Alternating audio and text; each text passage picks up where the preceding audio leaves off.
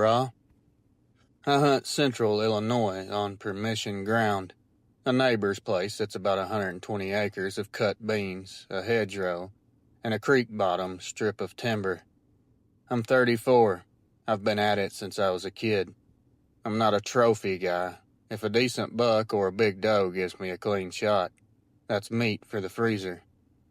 I keep it legal and simple. Field edges, wind in my face. Don't overthink it.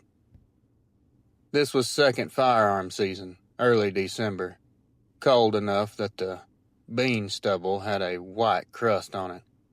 I parked at the gate before dawn, walked the two-track with my headlamp pointed at my boots, and tucked into a little natural blind I made at the hedgerow. Just a stool behind some blowdowns where I'd trimmed a shooting lane. No bait, no gimmicks. It's Illinois. You watch the food and hope they step out. Everything felt normal for the first hour. Frost, distant traffic on the county blacktop, a couple geese going over so low you could hear their wings. At first light, I had two does cut across the far corner. They were edgy, but that's December. They disappeared into the low draw by the creek, and I settled back in. Then the field went dead. I don't mean quiet like deer aren't moving. I mean quiet like the air got thick. No sparrows in the hedgerow, no crows, even the geese farther off shut up. I told myself it was just the wind shifting, or I was just noticing the cold. I caught the first motion at the break where the field falls into the creek bottom. At a glance I thought, coyote. It was low and moving like it was scenting the ground. But a coyote doesn't carry that kind of bulk through bean stubble without you seeing the top of it the whole time. This dipped, then rose up at a height that was too high. I brought up the rifle slow just to use the glass. Scope was on the lowest power. I wanted an ID, not a shot. Through the scope I could see the back of it, dark and matted looking, shoulders rolling under the hide. It wasn't on all fours, it was kind of crouched, almost like a man squatting to look at something. Then it shifted its body and stood straighter. That was the biggest, oh my God moment of my life. Arms, not forelegs. Arms hanging, long arms. And it had hands that appeared to be similar to human. I don't have a better word. They were just hanging loose at the ends. It turned a little and I got the profile of its head. Long snout. Ears up and forward like a dog. I dropped the rifle for a second because my hands were slick with sweat. I told myself, hard, don't move, don't run, don't do anything dumb. I eased the stock back into my shoulder and stayed with it. It moved another few yards and stopped at a dark patch it hadn't paid attention to. When my eyes adjusted, I realized it was a gut pile. Somebody had shot a deer on the next parcel and dumped the insides right at the edge a day or two earlier. I'd walked past it in the dark and never even noticed. It crouched over that pile and sniffed. It wasn't acting weird or anything, not super intelligent, just animalistic. It picked at it with those hands, the hand-looking paws, more like it was picking through, deciding what it was going to eat and what it wasn't. Steam came off. In the cold, I could see its breath roll out of that snout. At some point, it knew I was there. No sound gave me away, but it turned its head quickly and looked straight into the hedgerow where I was tucked in. Through the scope, I saw the eyes. They weren't super bright, but they were this dull, greenish white reflection. It wasn't scared. It wasn't surprised. It just knew. We held that for maybe 3 seconds, and 3 seconds felt like a full minute. I slid the safety with my thumb, without thinking. Then I put it back. I wasn't going to shoot. I didn't know what I was looking at, and I wasn't putting a round into something that might charge 20 yards of open beans and be on me before I could rack another round. Also, and this is the honest part, I didn't want to see what a hit would do. I wanted it to leave. A truck rattled somewhere out on the blacktop. That was enough. It stood up smoothly, and when it did, there was no hunch or wobble like a bear trying to balance. It was balanced already, tall and straight, shoulders wider than any man I've ever seen. It stepped off the gut pile and walked along the fence line parallel to me, maybe 40 yards out. It had that long, ground-eating stride you see in people with long legs, except every step was silent and bean stubble that crunches under everything else. When it reached the old woven wire fence, it didn't climb. It put a hand on a post like a human steadying themselves and just stepped over the top strand like it was nothing. Then it slid down into the draw and was gone into the timber. I sat there until the sun got high enough to feel it on my jacket. I couldn't feel my fingers. I unloaded, racked the chamber clear, and stayed seated another 10 minutes just listening for anything that sounded like it had changed its mind. Nothing. When I finally stood, my knees were wobbly. I went to the fence line because I had to. At the gut pile, the snow crust was all scuffed up and the beans were pressed down where it was kneeling. I didn't take pictures. I didn't measure anything. I just looked at it. My brain melted, and I walked away. The landowner asked at lunch if I'd seen anything. I said a couple does and passed. He brought up coyotes hitting gut piles, and I nodded like that explained the whole morning. I still hunt that farm, but I don't sit in that hedgerow in the dark anymore. I wait for proper daylight. I don't walk that 2-track with the light off. I keep my head up when the field goes dead quiet. I don't glass gut piles. If I see one, I give it distance and let the scavengers have their way. Whatever I saw that day wasn't a coyote, and it wasn't somebody out there in a suit. I don't want to hear that garbage. I'm not an idiot. It used the field edge like I would. It watched the wind like I would. It looked right at me and didn't care that I had a rifle across my knees pointed directly at it. People ask me a lot when I tell this, why I didn't pull the trigger. Because I wanted to go home. Because I wanted to see my wife and kids. Because I didn't know what happens when you make something like that mad, and I don't want to find out. Sometimes the smartest thing you can do in a field full of stubble is keep your safety on, and just let the morning pass. I hope this helps. K.M., Illinois. This was 2009, muzzleloader season in the Ozarks. I was in my late 20s then, hunting public land with my uncle. We didn't hunt together, shoulder to shoulder. We just parked at the same pull-off and went our separate ways, planning to meet back at the truck before dark. About an hour before legal light ended, I had a decent-sized buck step out about 60 yards from me.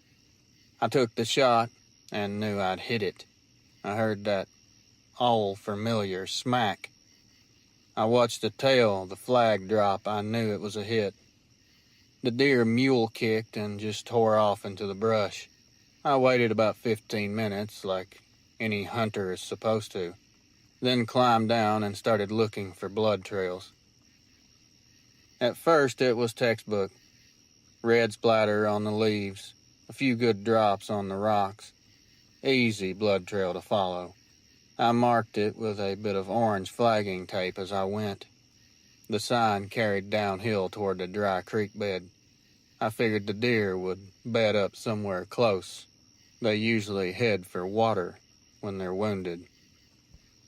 But when I got to the creek bottom, things changed. The drops turned into streaks, long smears like something dragged the deer instead of it running on its own. I crouched down to study one of the marks and realized it wasn't just a smear. It was like grooves, deep lines cut into the mud, as if something with claws had dug in while pulling. Now listen, I've tracked a lot of deer in my life. I've seen coyotes get a hold of a wounded one or bobcats picking at a carcass. This wasn't anything like that. The ground told a different story. It looked like whatever had the deer was upright, hauling it along like a man would drag a heavy sack. The stride length was ridiculous. 6, maybe 7 feet between each set of gouges. The hair on my arms went up. It was dead quiet, too. Not even a squirrel barking. And those little annoying things are always making sounds when you're hunting. I pushed on another 30 yards or so until I hit a little clearing where the moonlight cut through. It was almost dark by that point. That's where it was. I found my deer. The deer was there, or what was left of it. The hindquarters were torn open. Steam was rising from the carcass as it was still warm. I crouched over it was something I still cannot believe to this day that I saw. It looked like a wolf, but it wasn't on all fours. It was squatting, hunkered over the carcass with its back to me. The shoulders were absolutely huge, muscles moving under this thick, dark fur as it pulled at the deer. I could hear bones snapping and these wet, tearing sounds that I hear in my nightmares. I must have stepped on a twig or something because it froze. Slowly, it turned its head sideways just enough for me to see the profile of its face. Long snout, pointed devil ears, and one amber eye reflecting back at me. I couldn't move. I didn't breathe. It just stood still, hunched forward, and for a split second I thought it was going to turn all the way toward me. Instead, it lifted what was left of that deer like it was nothing, slung it over its shoulder, and walked off into the woods. Upright, the entire time. I couldn't make my legs move until the sound of it faded completely. When I finally backed out, I didn't follow my flagging tape. I just angled uphill until I hit the road and walked the shoulder all the way back to the truck. My uncle was already there. He asked if I found my deer. He'd heard me shoot. I said no, lost the blood. He nodded and didn't press. I wasn't about to tell him what I saw. He volunteered and suggested we come back in the morning and try to pick it up. I told him not to worry about it, that I'd made a bad shot, and it was probably no use. For years, I've convinced myself that I didn't see what I saw. It was the low light conditions. It was not real. I was seeing things. But I know how far I tracked. I know what drag marks look like. And I know that no man can throw a buck carcass over his shoulder and just disappear in the woods without making a sound. I haven't muzzleloader hunted since that. I stick to rifle now. I don't like the thoughts of being out there with only one shot. Although I don't really know if the rifle would help, but it's better than nothing. I keep to spots where I can see a long ways off. I don't go crawling into creek bottoms alone. Name withheld. Arkansas. Reels. This unfortunate life-changing event took place in late December of 2017 in northern Louisiana. I was hunting ducks with a buddy from work. He had permission on some family land that backed into a swampy stretch off the Washita River. It wasn't some polished lease, just a half-rotten blind made from cane and old boards tucked into the bank. We launched before dawn, paddled maybe half a mile, and set up with a half-dozen decoys. It was a hunt where you're more likely to get cold and wet than limit out, but that's part of the fun, isn't it? The morning started out as expected. A couple teal buzzed past before shooting light. Then the sky just sort of went gray and still. Not much flying. We were sitting there whispering about packing up early when we heard something make this big splash. At first I thought it was a nutria or a beaver. Happens all the time in that kind of water. But it wasn't just one splash. It was steady, and it sounded like something walking through the water, 2 feet. It was heading toward us through waist-deep water. Now, I don't know about you, but when I hear something walking through waist-deep water, in my mind that raises a whole lot of concern and even more questions. What out there is big enough, tall enough, that it can step through waist-deep water? Not to mention no one else was supposed to be back there. No other hunters had boats at the launch when we shoved off. My buddy asked, "Do you hear that?" Of course I heard it. It was loud as hell. The splashing stopped about 30 or 40 yards out, right past our decoys. That's when a sound came out of the cypress that I will try to explain, but I don't think words can tell you what we heard. It was a low sound, a guttural sound. It was sort of a growl and sort of a rumble mixed together. It was deep enough that I felt it in my entire body vibrating. This wasn't a hog. No, it wasn't a gator. It wasn't anything I've ever heard before or since. We raised our shotguns, but didn't fire. It was too dark to make out much shape. There was just a shadow standing half in the water, half hidden behind a tree. But as the clouds shifted, a little bit of light hit. I could see the outline pretty clear. It had very wide, broad shoulders, long, skinny arms, and it had a head with a snout. It was tall enough that its chest was way above the waterline. And we were in a swamp where a man would have been waist deep. It didn't rush us. It didn't flinch at the movement of our guns. The thing just stood there, staring at us, letting out that slow, chest-deep growl like it was reminding us where we were. My buddy whispered to me, "One of us needs to shoot a warning shot."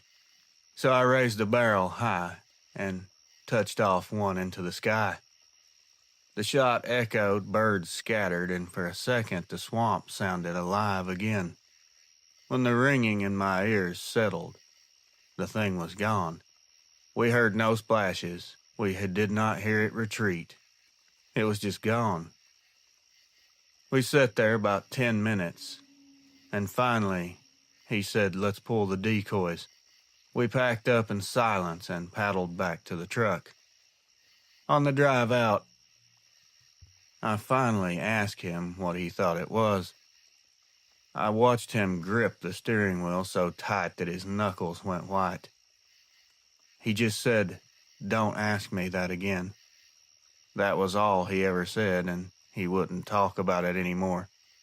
I've hunted ducks my whole life. I've seen every animal that swamp has to offer. I even ran across a black bear once in Arkansas. This wasn't any animal that I have ever seen or can describe. Whatever it was stood on 2 legs, chest completely out of the water. with a head like a wolf. Now, it didn't stop me from hunting. I still hunt ducks. It's something I love to do. But I never hunt anywhere near or on that swamp again. If anyone tells me they hear splashing in the pre-dawn, I don't laugh anymore. I pack up. Name withheld. Louisiana. Hey, friend. I was 17 hunting with my dad in the Upper Peninsula of Michigan back in 1995. He wasn't much for blinds or stands. He grew up old school, still hunting, slow walking, sitting against a tree for an hour, then moving again. That's how he taught me to hunt.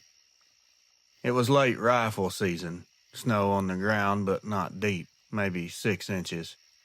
We split up along a ridge where deer trails cut down into a cedar swamp.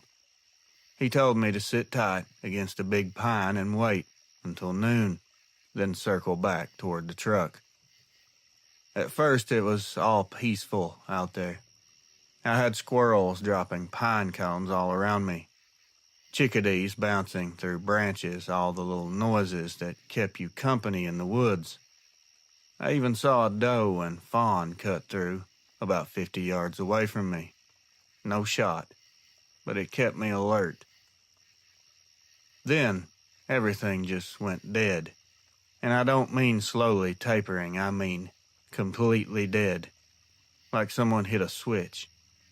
There was not a breath of wind, no birds at all, there was nothing moving. Even the air felt different, almost heavy, like it was pressing on the sides of my head and muffling my ears. After a few minutes of this silence, I started hearing crunching. It was very low and sounded far off at first. Then it started becoming more clear, getting closer. It was snow being stepped on. And it wasn't the hop-hop of a deer. It wasn't the small skitter steps of a squirrel. This was slow, and it was heavy. I raised my rifle and pointed toward the sound. Between the cedars, I saw some movement. It was very dark, a very broad shape. It was taller than a human man. It came into view at an angle, and I realized it wasn't walking on 4 legs. This wasn't an animal. It was walking upright. The head on this thing was too pointed. I thought bear, only for a split second, until it turned enough for me to see an ear, like a German shepherd's. Its eyes caught what little gray light filtered through, and they looked almost human, but they were a bright amber color. My instinct should have been to fire, but something inside of me, my very soul, screamed, "Don't do it." It was like looking at something that you're not permitted to see, something off limits to humankind. This thing stopped at a very short distance just ahead of me and stood there. It stared at me for about 5 seconds, and I was shaking. It tilted its head almost in a curious manner. Then it let out this low, huffing, blowing type sound, almost like a big dog clearing its throat, and it just turned back into the swamp and took off. I didn't breathe again until I saw my dad coming up the ridge about an hour later.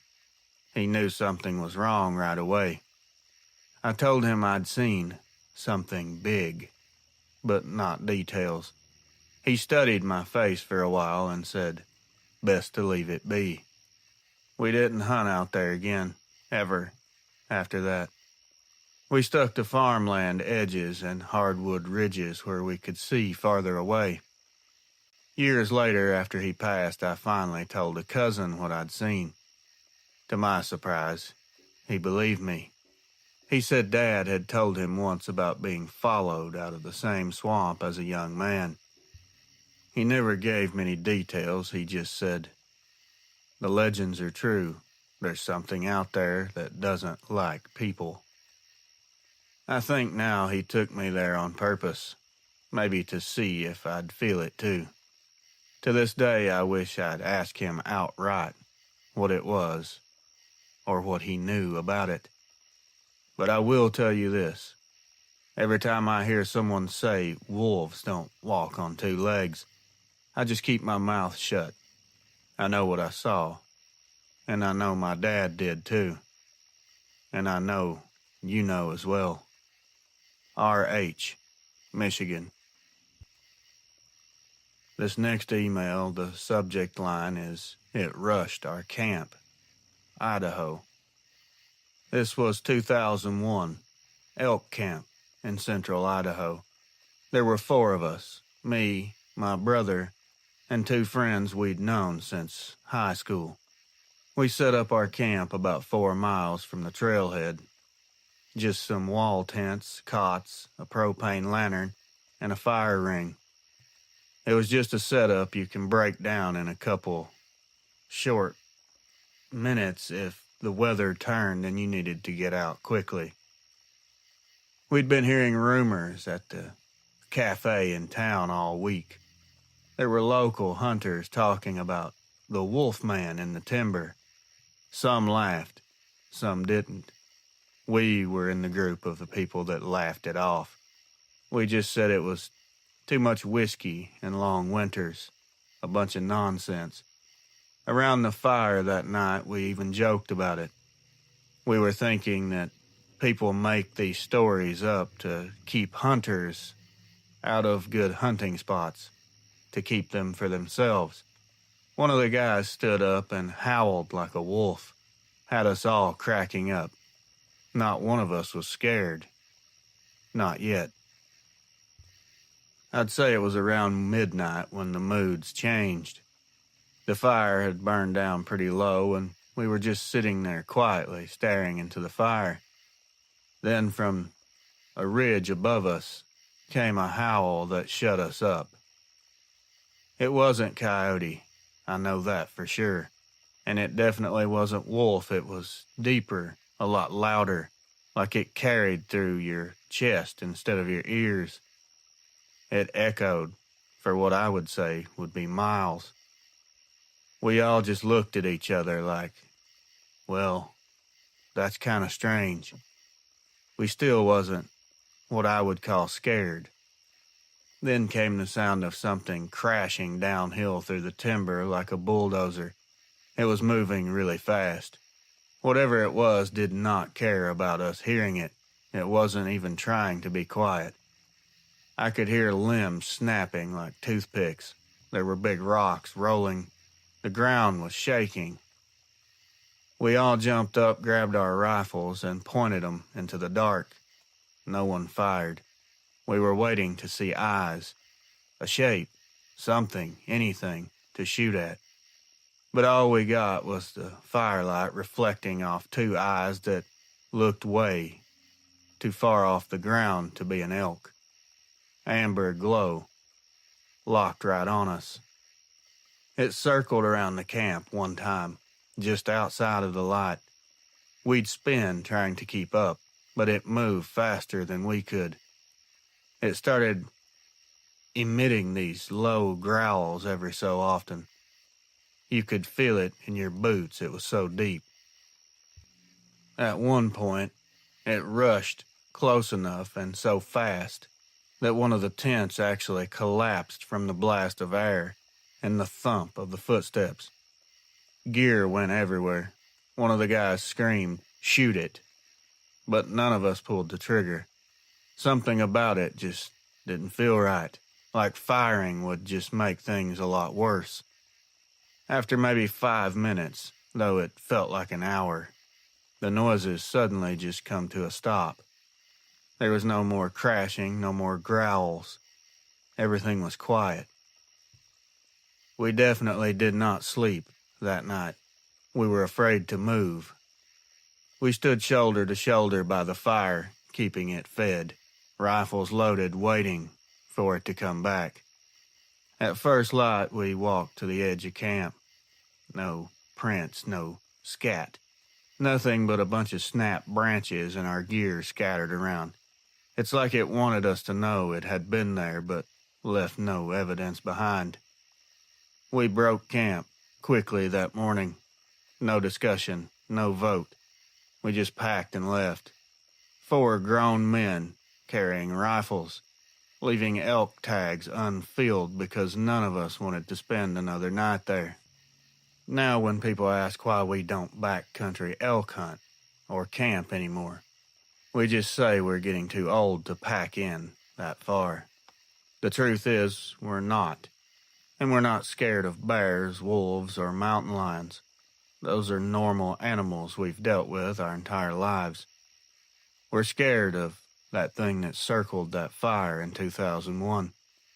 We're scared of the stories we heard from other hunters now.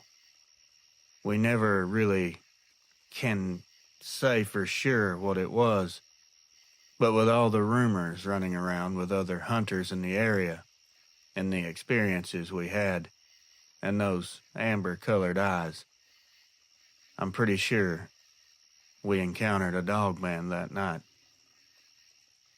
Name withheld. Idaho. Before I jump into this first email, I just want to reiterate. I'm not kidding when I say these are strange.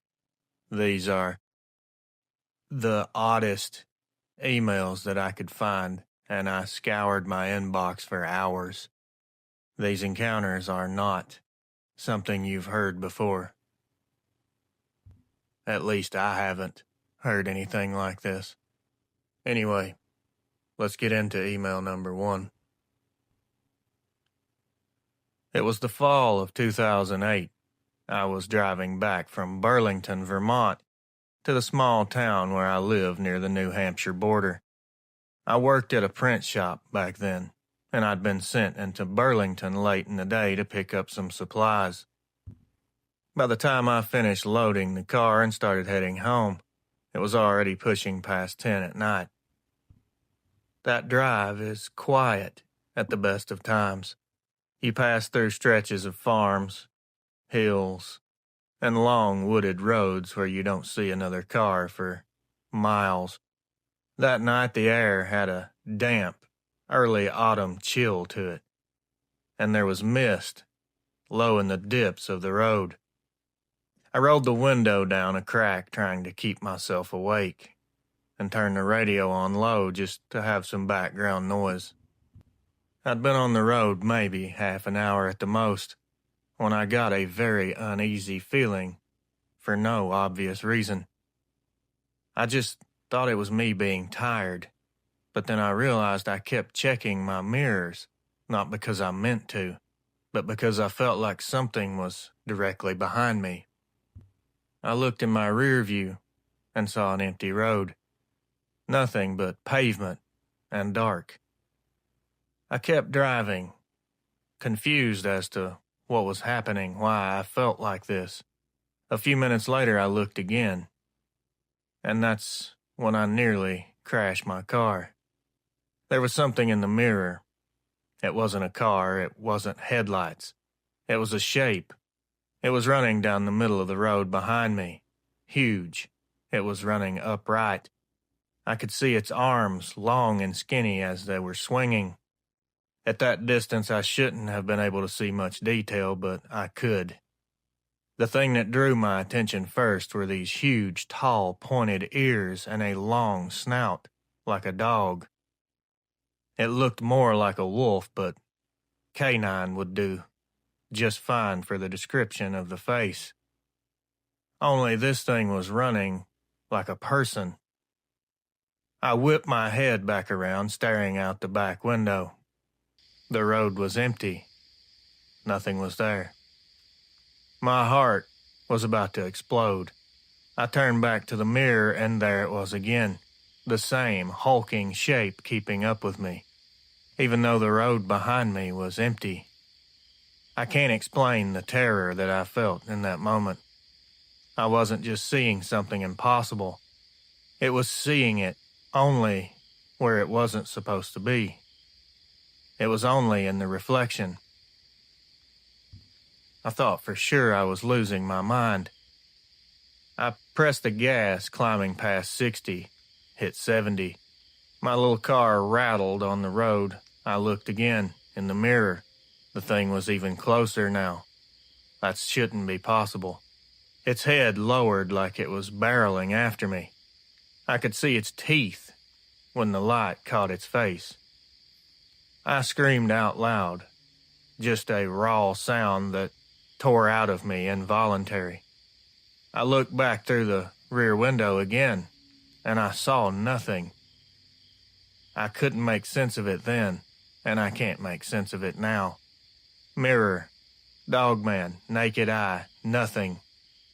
Back and forth, over and over, the reflection didn't lie. I could see its long hands with clawed fingers. I could see the muscles in its shoulders. It was definitely there, but only in that one view through the mirror. I drove the next 15 miles in a complete panic.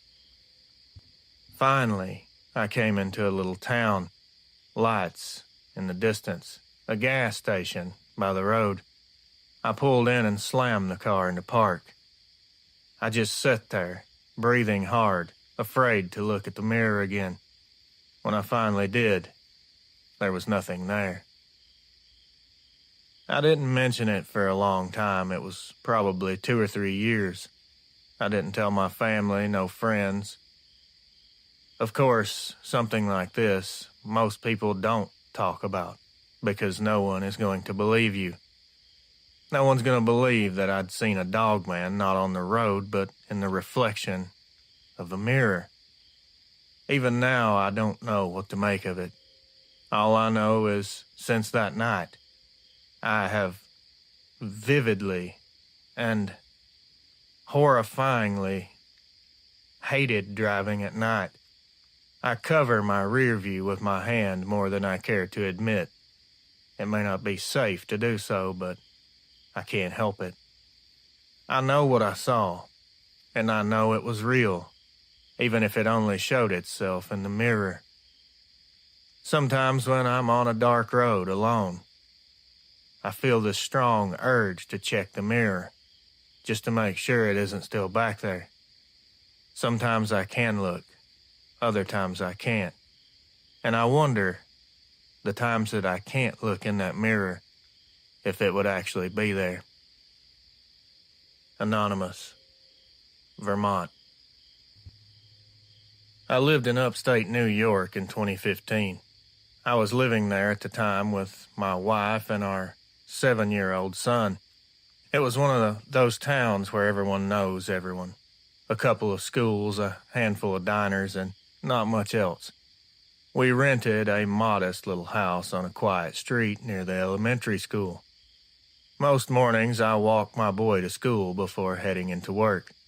We'd cross 2 small intersections and cut through a stretch of neighborhood streets. It was usually uneventful, as one would expect. Just a chance to talk about baseball or what we had planned for the day. Unfortunately, this morning was going to be much different. It was late October. The air was a little foggy.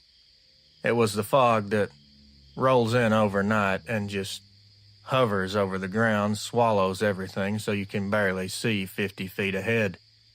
It was cold enough I remember seeing our breath as we walked. My son held my hand, swinging his backpack with the other. We reached the main street where the crossing guard usually stood. The fog was a little thicker there and I couldn't see the other side clearly. That's when I noticed something else. Across the street, half shrouded in the fog, was a figure, a very large figure. At first I thought it was the crossing guard, a tall man in a reflective vest, but as I squinted and focused harder, I realized this figure was much taller than him, much broader. No one was this big, and it wasn't wearing anything bright. It was black, it was hunched, and its outline screamed, "This is something wrong." When the fog shifted a little, I saw it. The head wasn't shaped like a man's.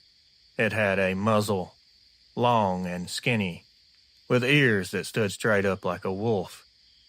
It was standing upright, and its shoulders were rising above the fog, its arms hanging down longer than anything I've ever seen. Even through the mist, I caught the flash of bright amber-colored eyes staring straight at us. I squeezed my boy's hand without meaning to, hard enough that he yelped, and said, "Dad, what are you doing?" Before I could answer, a car passed through that intersection. The headlights cut a clear beam through the fog. For a few seconds, the street was fully lit, and when the car was gone, so was the figure. Nothing stood there anymore. Just the fog swirling and an empty sidewalk.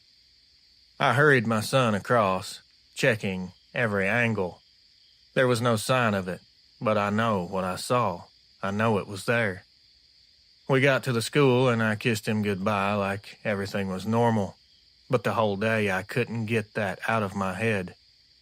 A week later, my wife called me into the kitchen. Our son was at the table with crayons proudly showing her a drawing. My stomach absolutely dropped out of my butthole when I saw it. He had drawn a tall, black figure with pointed ears and glowing eyes, standing outside a window. I'll never forget his words. "That's the thing I see at night," he told her casually, like it was nothing, like it was normal. "It looks in from the yard sometimes." I nearly lost it right there. I asked him carefully, "What window, buddy?" He pointed to his bedroom. My wife laughed, nervously, said it was just a kid's imagination, but I knew it wasn't. He had drawn exactly what I'd seen in the fog that morning. The long arms, the ears, the eyes. It was too exact to be coincidence. After that, I started checking the yard every night. I never caught anything in the act, but a few times our motion lights came on when nothing should have triggered them. Once I even thought I heard something low and guttural near the hedges, but by the time I grabbed a flashlight, the yard was empty. We moved out of that town 2 years later. It wasn't related to this event, but I'll be honest, I didn't fight the idea of leaving. And to this day, I still think about that foggy morning, and especially that drawing that my son made. It wasn't just me that saw it. He'd been seeing it longer than I had. Mark, New York. Reels. What I'm about to tell you took place in the summer of 2019. It's something that I could never get out of my head or forget, even if I tried. I'd been driving a long-haul route from Reno to Salt Lake City for almost a year by then. Most nights was routine.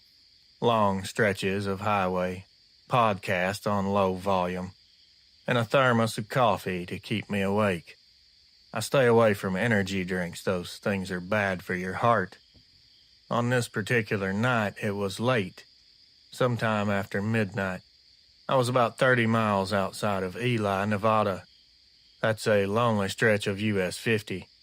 People call it the loneliest road in America for a reason. You can go a half hour without seeing a single person or a set of headlights. Just you, the road, and a sky so full of stars it feels like you're floating in outer space. I'd been awake for far too long, so when I saw a figure up ahead waving at the side of the road, my first thought was, someone's broke down. Out here, you don't ignore people that are stranded.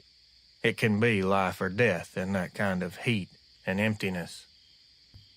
I hit the flashers and slowed down. I eased to a stop. In my headlights stood a tall man wearing a hooded jacket despite the warm night. He kept his head down, hands in his pockets. No bag, no vehicle, just him. I was a bit skeptical, but I leaned across and popped the passenger door. I yelled out, "Are you okay? Do you need a ride to town?" He nodded once and climbed up. No greeting, no thank you, he just sat down, pulling the hood low so I couldn't see his face. I felt a huge twinge of unease, but told myself it was just the late hour, and besides I did have a handgun right within reach, so I wasn't highly concerned. People get weird on the road. Anyway, I pulled back onto the highway, glancing sideways. He sat stiff as a board, staring straight ahead. We rode in complete silence, which did not help the feeling in the situation. My cab light was off, so it was dim in there except for the dash glow. I kept sneaking glances, trying to get a look at his face, but the hood shadowed everything. Then I checked my mirror, and that's when things went south.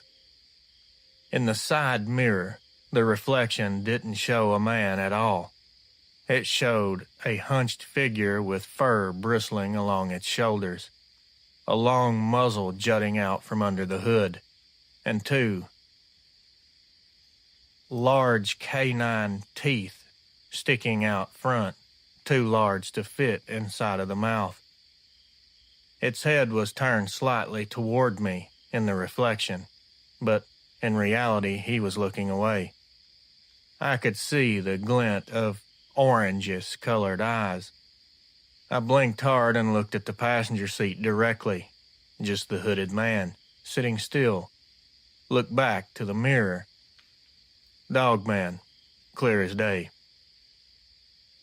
The hair on my arm stood up. I glanced again at the seat, and he hadn't moved. But in the mirror, the creature's mouth was opening slightly, showing more teeth. I fought the urge to slam the brakes. I told myself I was just tired. I had to be. I was seeing things. It was hallucinations. But my heart knew better. Finally, I couldn't take it. I stomped on the brake and swung onto the gravel shoulder, hitting the flashers. I said, "You gotta get out, bro." My voice was shaky, but I meant what I said. At this point, I had my handgun in my hand already. I flipped off the safety. When I turned to face him directly, the seat was empty. There was no man, no creature, there was nothing. The passenger door was still shut. No one had exited that truck. I threw it open and jumped down, scanning the road with a flashlight. The desert was empty in all directions. I found no footprints, nothing. I climbed back in, shut the door, and locked it. In the mirror now, there was nothing but the dark road behind me.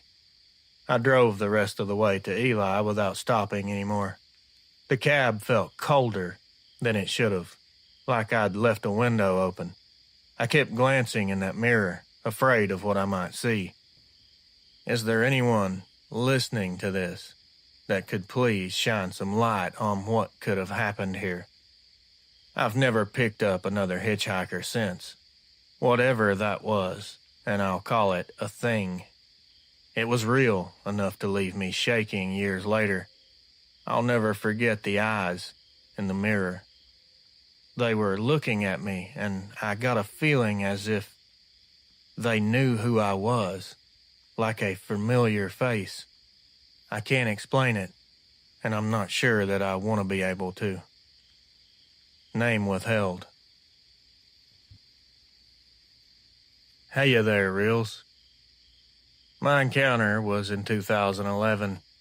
I had taken a solo hiking trip in Oregon to clear my head after a bad breakup.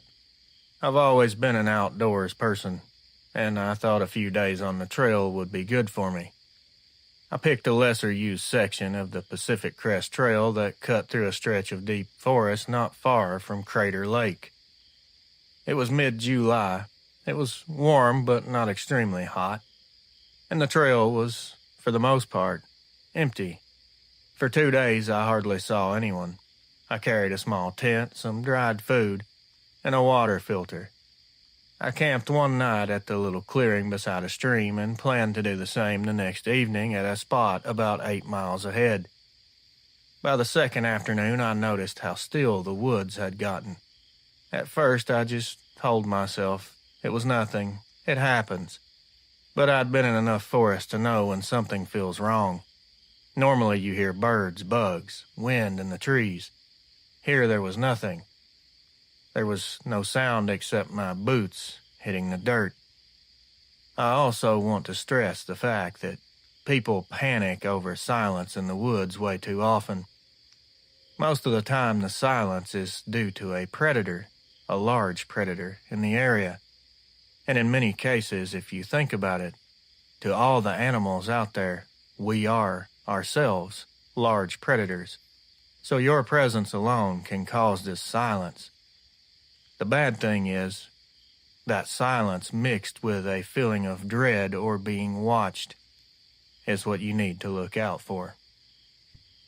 Around 4 o'clock-ish, clouds started rolling in, making it darker under the trees.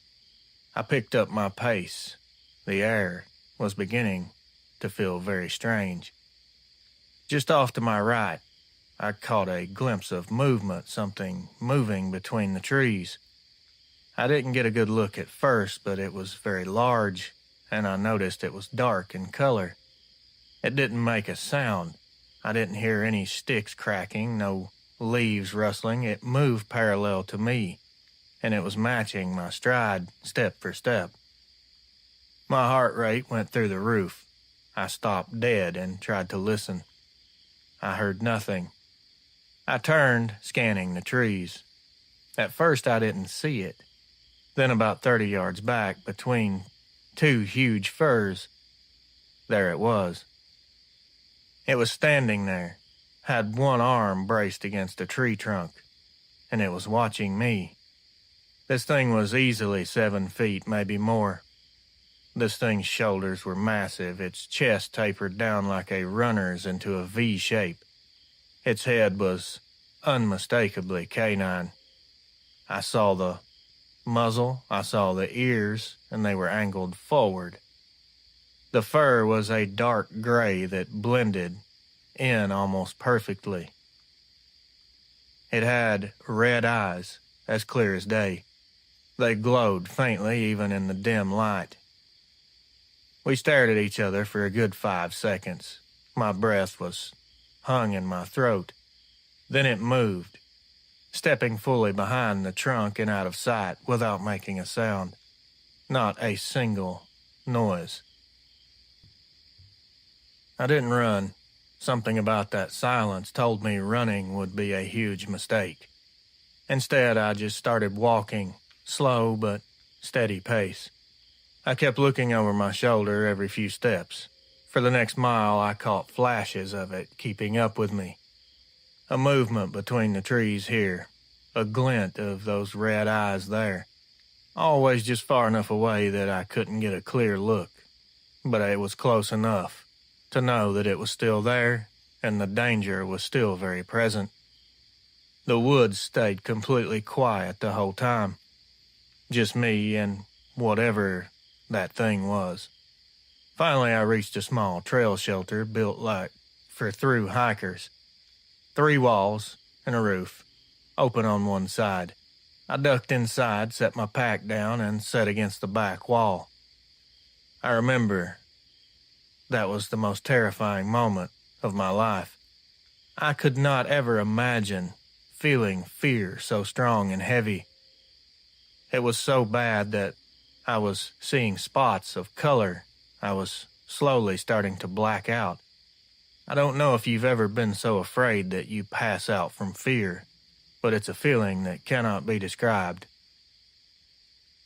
I tried to get a drink of water, but my hands were shaking so bad that I could barely get it to my lips. I stayed like that until dusk, trying to convince myself it was gone. Maybe it was gone, but every so often I'd see the shape pass at the edge of the trees, and this thing was fast. It never came close, and I never heard it make a sound. It just would pace from one side to the other, as though it was just toying with me, like it enjoyed terrifying me. When the dark fell completely, the forest slowly came back to life. I heard crickets start up, then a few distant other nighttime noises. It was like somebody flipped a switch and whatever it was, it had left. I set my tent up inside that shelter and spent the worst night of my life listening to every sound in the woods. Nothing else happened, but I just could not stop shaking, and it wasn't because I was cold. The next morning, I packed up and hiked straight back to my car without stopping. To this day, I don't know why it was so silent, or why it stayed with me instead of attacking. But I know what I saw wasn't a bear or a man. I know it was a dogman. I saw it.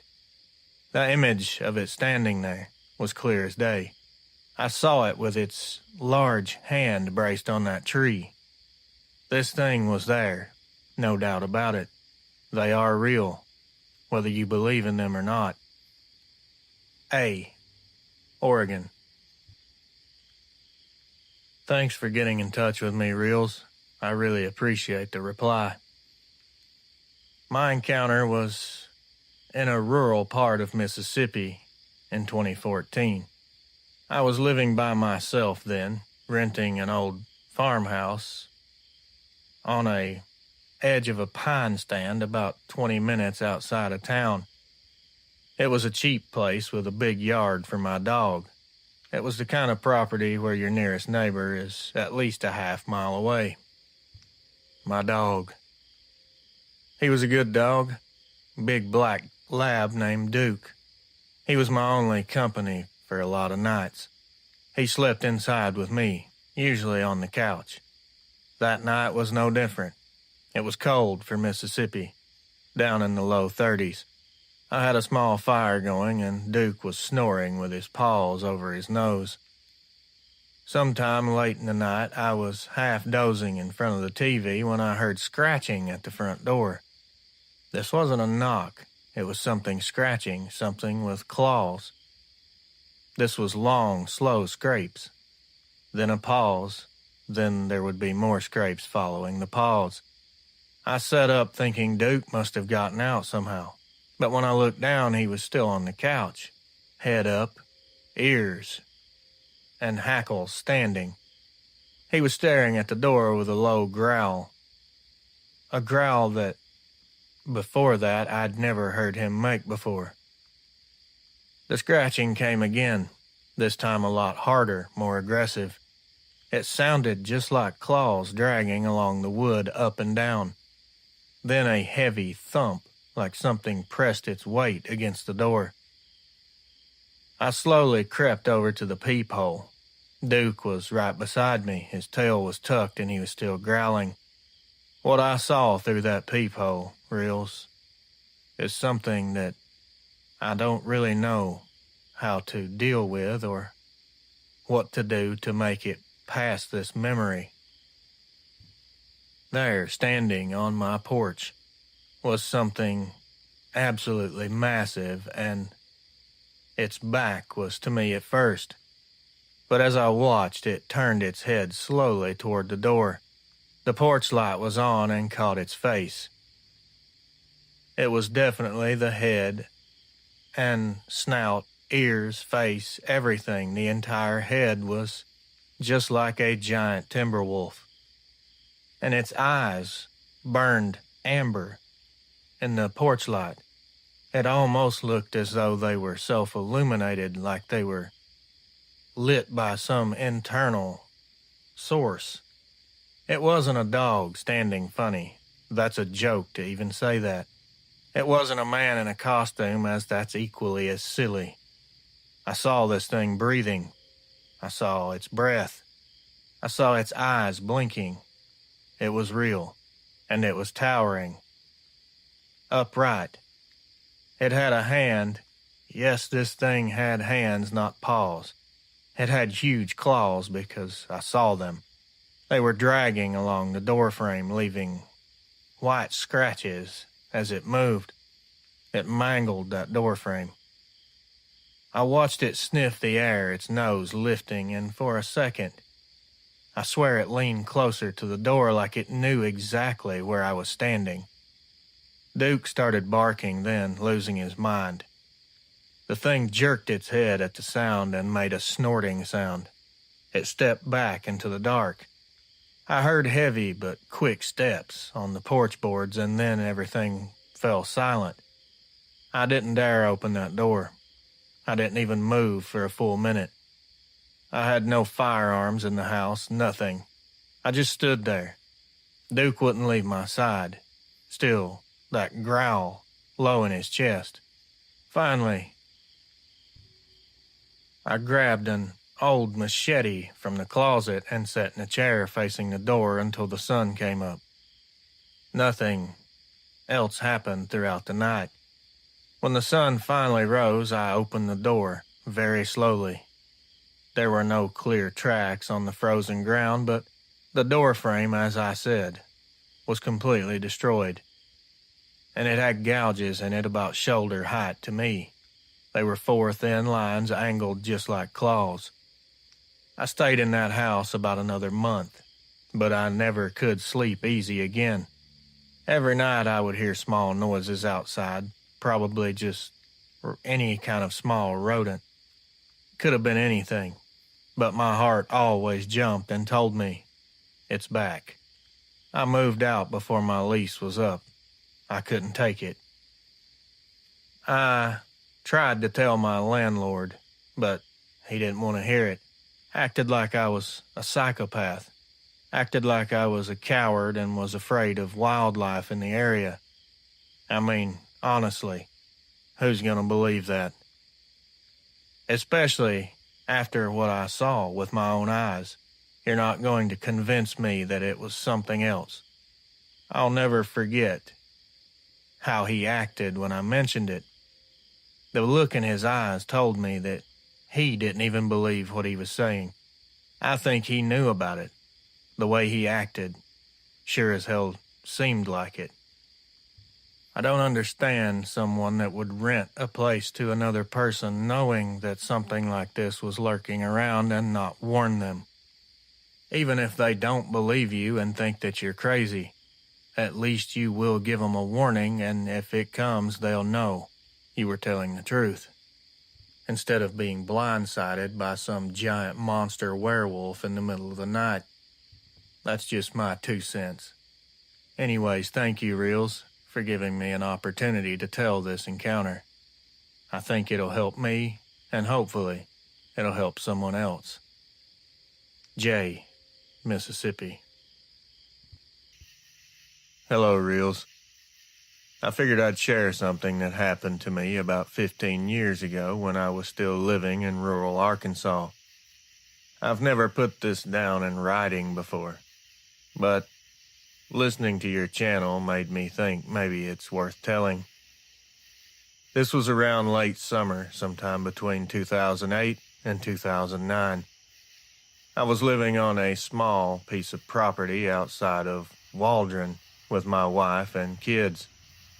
We had a couple of acres, mostly woods out back, and a little barn that I kept tools and feed in.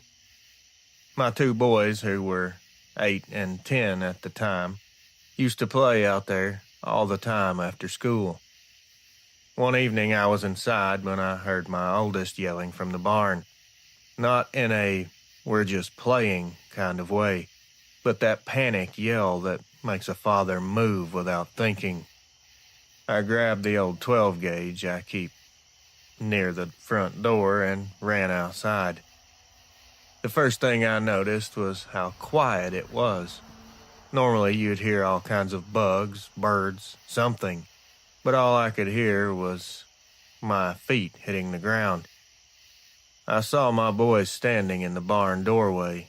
They were pale as sheets, pointing towards the trees. And the very instant I looked to where they were pointing, I saw it myself. It looked like a really large man, but the shape of it just wasn't normal. This thing was entirely too tall. Then it stepped out a little further, and from the barn light I caught its face. It looked like a wolf, but it was bipedal on 2 legs. The ears, the snout, the way it was hunched forward staring at us. I won't lie, my blood ran completely cold. But I have my kids behind me, and that changes everything. Fear takes a back seat when you know you're the only line of defense. I shouldered the shotgun and racked a shell so loud that it echoed off the barn. I didn't fire right away. I aimed low and squeezed one off into the dirt about 10 feet in front of it. The creature flinched and let out this growl that I can still hear in my head right now as I type this. It was a deep, unearthly growl. It's like it came out of a barrel. But it didn't come after us or charge. It actually stepped back. It kept its eyes locked on me the whole time. It was staring at that shotgun. It definitely knew what that could do. I kept screaming at it, telling it to get the hell on, pumping the shotgun again so it knew I was ready to put the next one right in its chest if I had to. After what felt like forever, it backed up into the woods and disappeared. My kids were terrified and crying, obviously, and my wife had to come outside by then. She was white as a ghost. I kept the shotgun in my hands the rest of the night, sitting by the window until the sun came up. We never saw or had any problems out of that thing ever again. But for years after that, my boys were always scared to go near that barn, especially if it was close to dark. Even now, grown men, they bring it up sometimes. They ask me what it was, and I can't give them a real answer. All I know is it wasn't a man and it wasn't a regular animal. I'm not a tough guy, Reels, but I'll tell you, that night I wasn't going to let fear freeze me up. If I had to fight that thing tooth and nail to keep my kids safe, I would have. And maybe it knew that, because it decided not to test me. And that was probably better for both of us.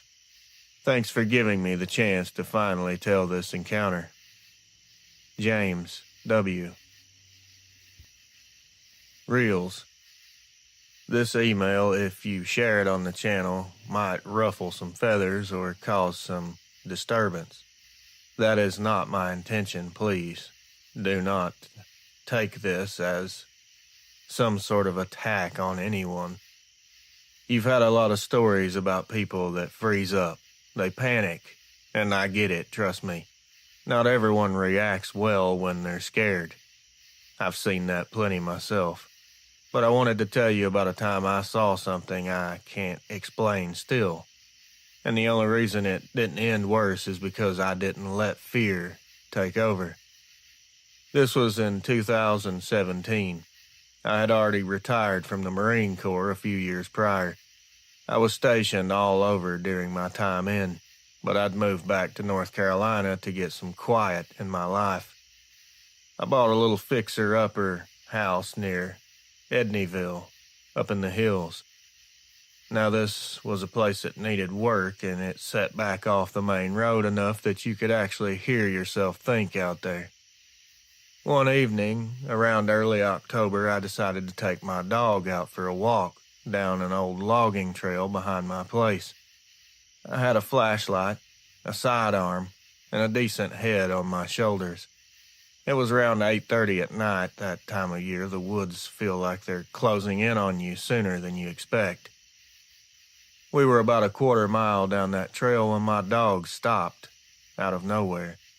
She was a shepherd, good nerves, but her hackles went straight up and she started growling.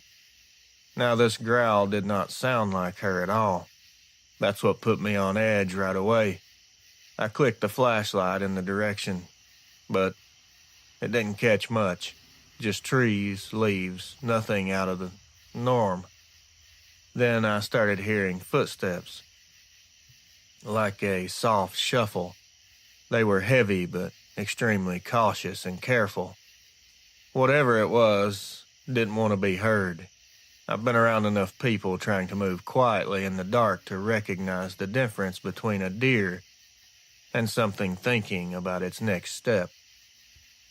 I quickly drew my sidearm but kept it pointed low. My dog was starting to whine by then. and that bothered me more than anything. She wasn't the type that would get spooked.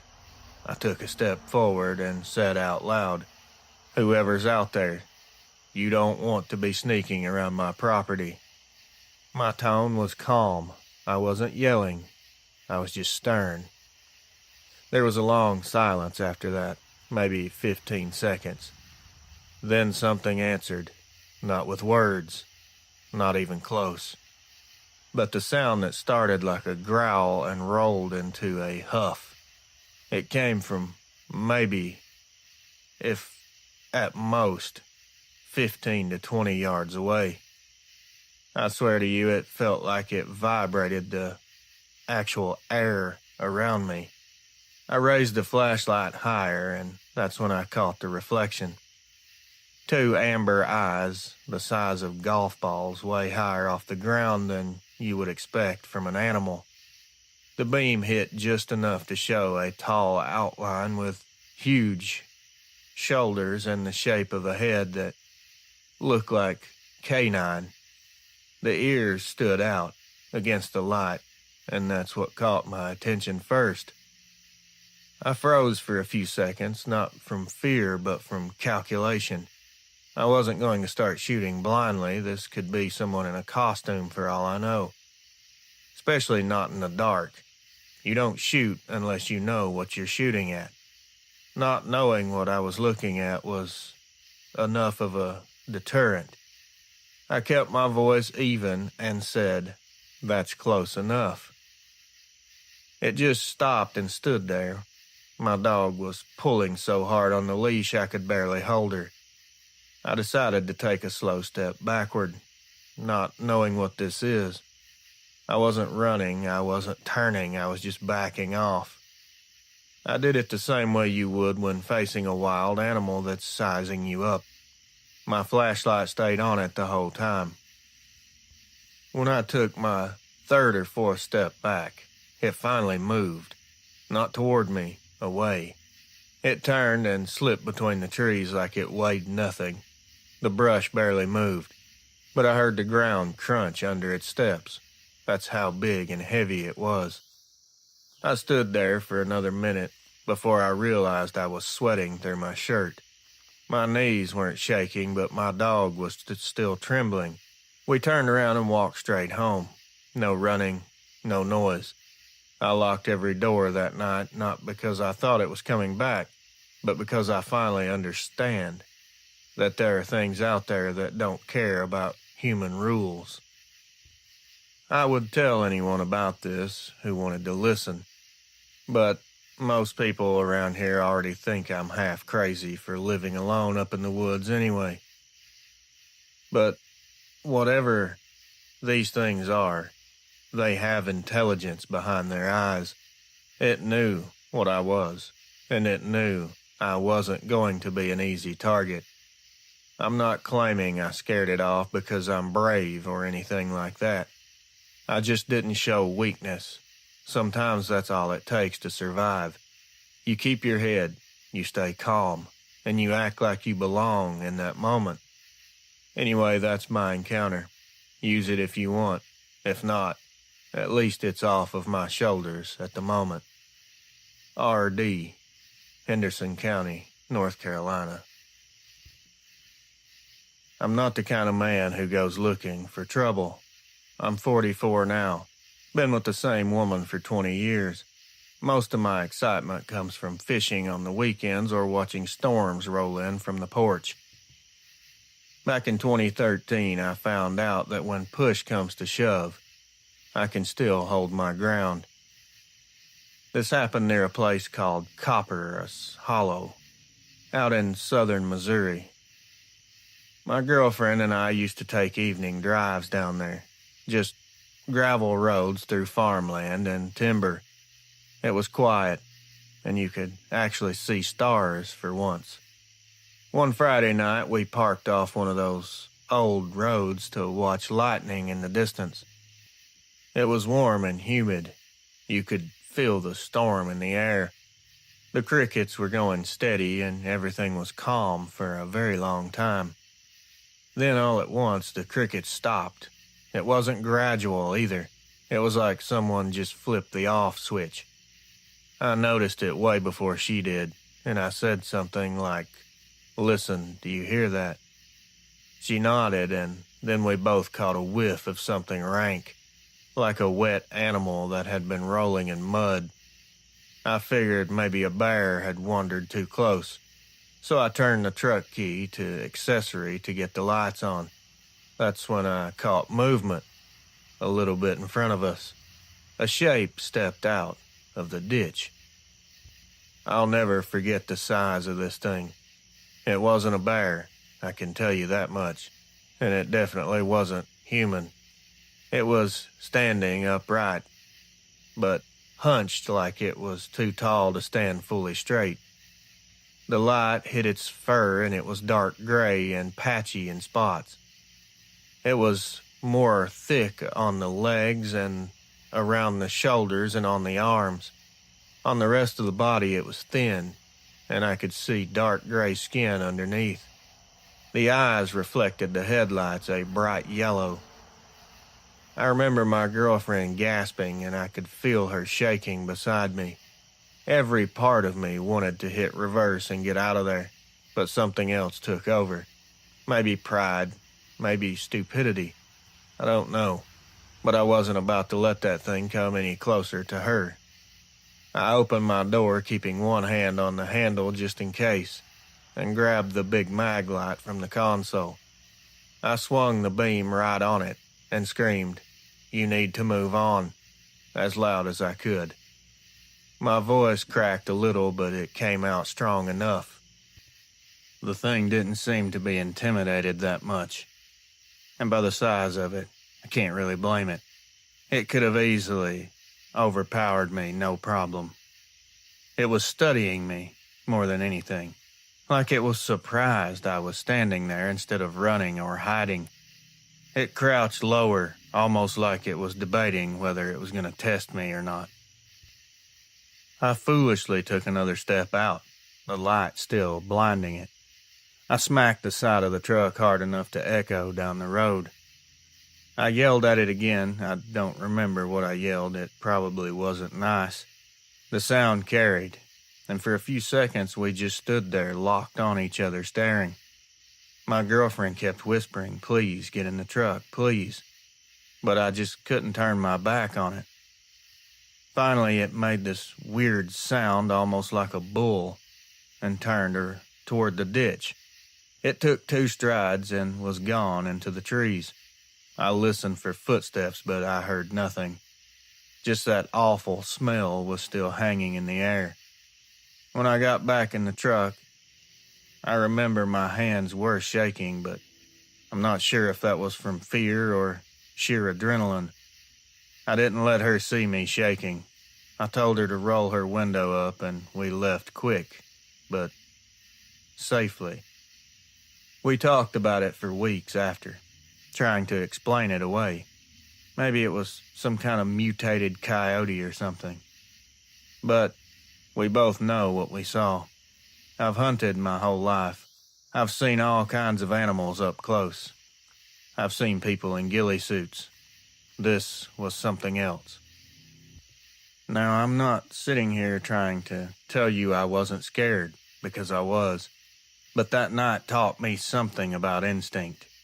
You don't think, you just act.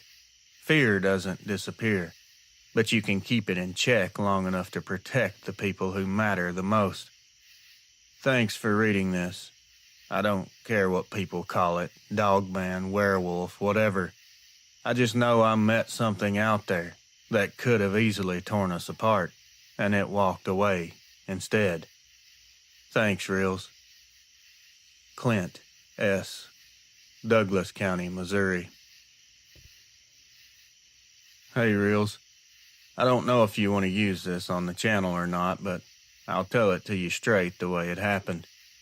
I've heard tons of stories on your uploads where people run for their lives, and I don't blame them. Fear makes you do things you can't explain, but sometimes you don't get that choice. Sometimes you stay because someone you love is still out there, someone you need to protect. This took place in the fall of 2015. My younger brother and I were cutting up some fallen oak trees behind my property in Greenbrier County, West Virginia. We'd been hauling wood most of the afternoon and stayed out a little longer than we should have. The sun had already dropped behind the ridge and we were just finishing our last load when everything went quiet. You spend enough time in the woods, you know what normal sounds like. This wasn't normal. There wasn't even any wind. No frogs or anything, it was just dead. My brother was maybe 30 yards ahead gassing up the saw when I heard that noise behind me. Low and deep, kind of like a snarl mixed with a growl. I turned around thinking maybe a bear had crept up on us, but I didn't see anything. Not at first. It slowly stepped out. The shape was off. It had the body of a man and it was covered in fur and its arms were way too long. Had a head just like a wolf, but huge. The only light was what little was left from the sky, but I could see the eyes. Orange. Not glowing like a flashlight, just this natural brightness like a cat's. I yelled my brother's name, and when he turned and saw it, he locked up. The chainsaw just slipped out of his hand and hit the ground. That sound must have triggered it because the thing twitched forward, like it was about to come straight at him. I didn't even think, did not hesitate for a second. I ran toward him, grabbed a chunk of firewood off the pile, and hurled it as hard as I could. It smacked the ground near its legs, and that noise seemed to break its focus for a split second. I started screaming and waving my arms like a fool trying to draw it off him. My brother finally snapped out of it, stumbled backward, and grabbed the saw. I could tell he was shaking and too nervous to start it, but at least he was moving. The creature crouched down like a sprinter getting ready to lunge. I thought right then we were about to die. I lifted a hatchet from my belt and screamed again, this time as loud as my lungs could handle. That did something. Maybe it realized we weren't just going to freeze up, or maybe it didn't want to fight. Either way, it straightened up and turned away from us, walking off towards a ravine. The walk was wrong. It was twitchy. It wasn't smooth at all. It was kind of spasming as it moved, but it was still balanced for something that big. It's very hard to explain, but it's something you'll never forget if you see it. When it finally disappeared into the woods, I realized my hands were bleeding from gripping the hatchet as tight as I was. And that's not a joke.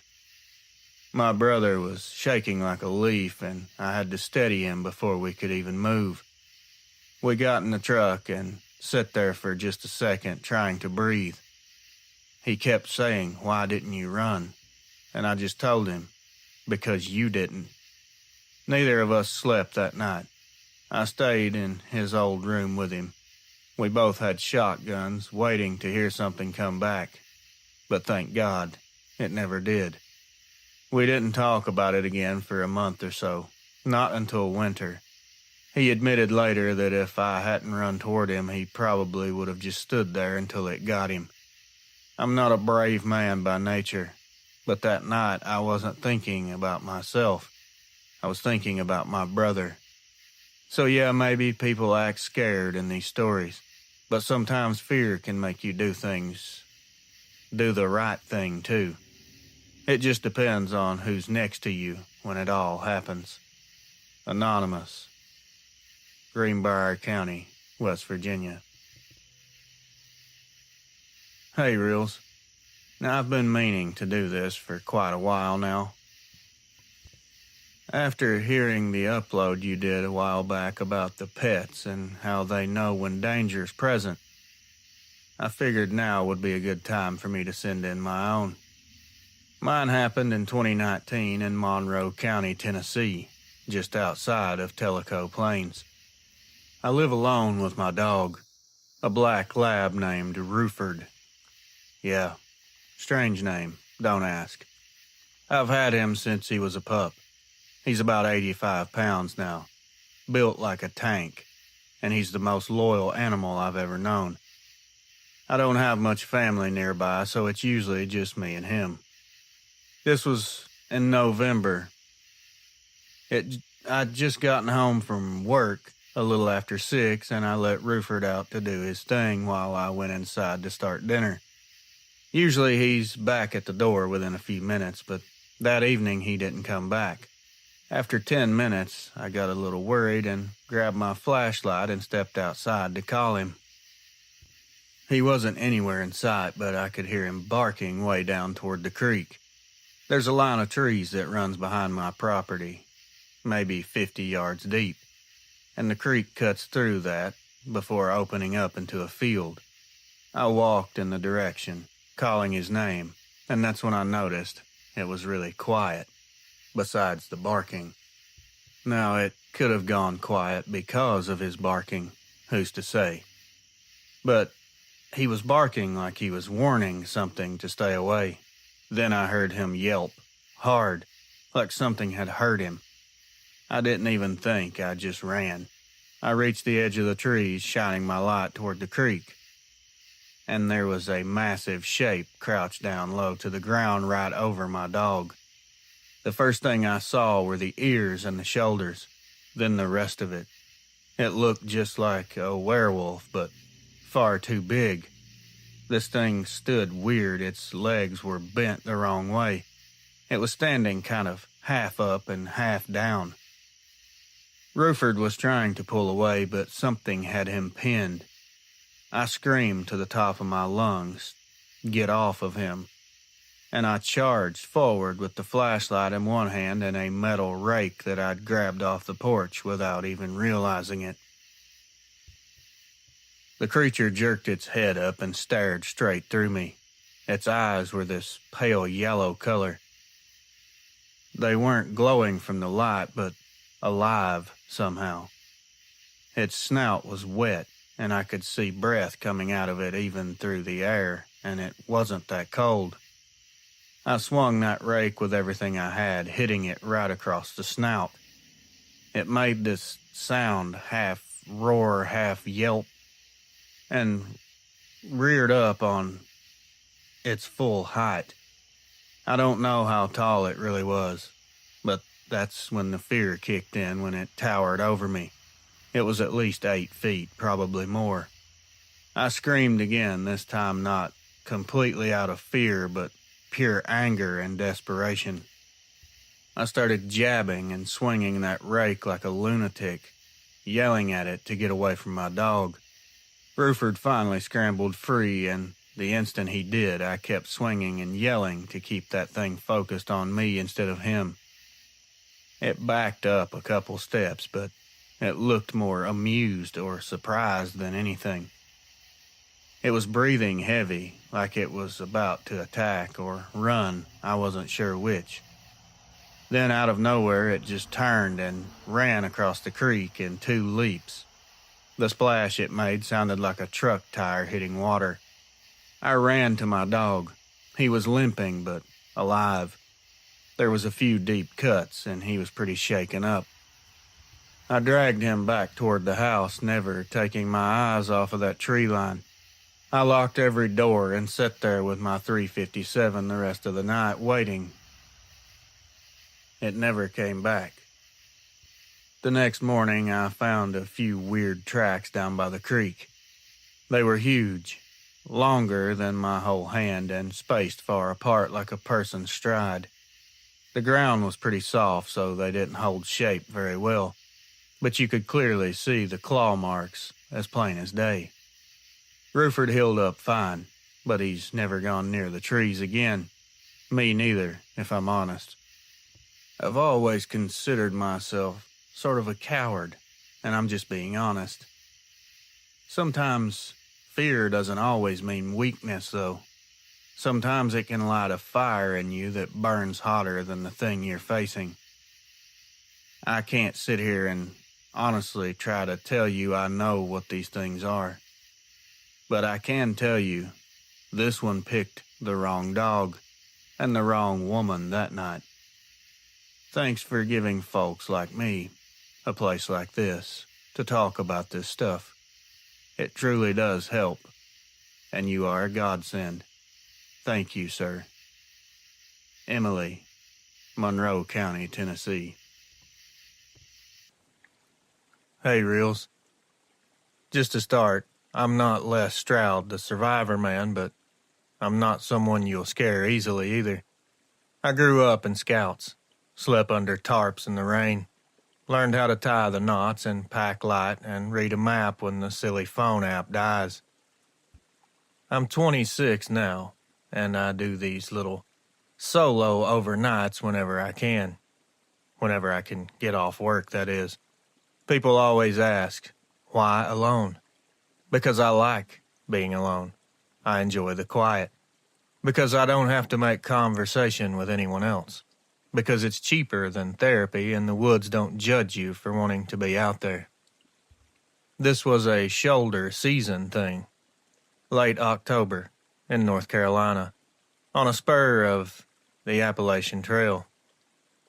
The air did that thing where you can smell the leaves breaking down, and the dirt has that cold iron smell to it.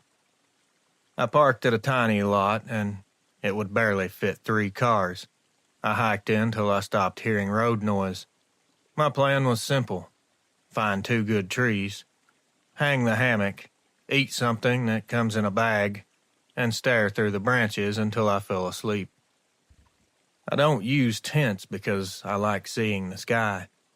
I know people say tents make them feel safer, but for me it's the opposite. I don't like being zipped into a little nylon coffin where every sound outside or scratch turns into a horror soundtrack. With the hammock, I can at least look around and tell my brain, hey, it's just the wind. Calm down. Anyway, I made camp in a spot that wasn't Instagram pretty, but it was smart. Slight rise, not in a hollow that would collect cold. 2 trees with the right spread. Nothing dead overhead. Those widowmakers can be a pain. Literally. I strung the tarp low because the weather was supposed to turn around midnight and blow through. I got water from a trickle, boiled it, poured it into the bag meal, and that always tastes like salt and cardboard. I told myself it was good because I was hungry. I sent my mom the I'm all good text, then killed the phone to save my battery. It got dark pretty early. That's the thing about October. You think you've got time, and then the woods just shut the lights off. I watched the color drain out of the trees and the sky go from nickel to black. Somewhere off to the left, I heard owls, like old men on a porch. A couple deer moved through before full dark and snorted at me for existing. Nothing weird. It was exactly the kind of night that I go out for. I must have fallen asleep around 10. I tuck my boots in the sling under the hammock so I can get to them if I need to. I sleep with my headlamp around my neck like a necklace. Call it a quirk. Sometime after midnight, I came out of a dream with that jolted like you missed a step. You know how that happens. Not because of a noise, not at first. Just a sense that your brain noticed something before you did. I immediately just said it's the wind. The tarp changed tone a little, that low drum. I immediately thought, it's the wind. Then I realized everything else had stopped as well. No more owls. No small stuff crunching around the leaves. Not even the stupid creek that had been trickling all evening. I mean, it was still there, but the sound felt farther away. It was like the woods had taken a few steps back, away from me. It was extremely odd. I've never experienced it before, and I've been in the woods many times. I kept telling myself to not be dramatic. I pulled the quilt tighter and tried to find that warm pocket again, and that's when I heard the sound. It wasn't exactly footsteps, not that bouncy human rhythm. This was solid weight. Leaves compressing slow, like someone putting a hand down and then another hand. It was very steady. It made a circle that I could hear without seeing. A half loop around my tarp from behind, then pause. Then the other side. Then the front. Not close enough to brush the tarp, but not far either. I went very still. I don't know why, like it was a T-Rex and I was banking on movement being the problem. The sound stopped when I froze. When I shifted just enough to feel for my headlamp, it started again. It wasn't loud, just answering me, I guess. That's the moment my stomach did that drop, like on a roller coaster. I thumbed the headlamp, but didn't click it on. I wanted my eyes to do the work first. I raised my head so I could see under the tarp's edge. There was nothing at first, just the gray-on-black mess of trunks and brush. Then there was a darker shape between two trees. It was tall enough that my brain tried to put person on it so I wouldn't freak out. Except no person I know has a head that's shaped like a wolf. It wasn't a hat. It was more like the top came up to points. The shoulders were wide, too wide, like you'd glued a linebacker's coat onto someone. It stood there in a kind of stillness that makes you feel like maybe you're looking at a cutout, one of those cardboard things, and the joke is on you. I tried to make myself believe it was a stump. I told myself, don't turn on the light because you'll spook a deer and it'll crash and make you embarrass yourself. Then it did one thing that took the word stump and snapped it in half. It leaned a little, like shifting from one leg to another, and the top of the head angled in a way that put the outline of a muzzle against the silver of sky. I saw one ear lift, like a dog that was catching a sound.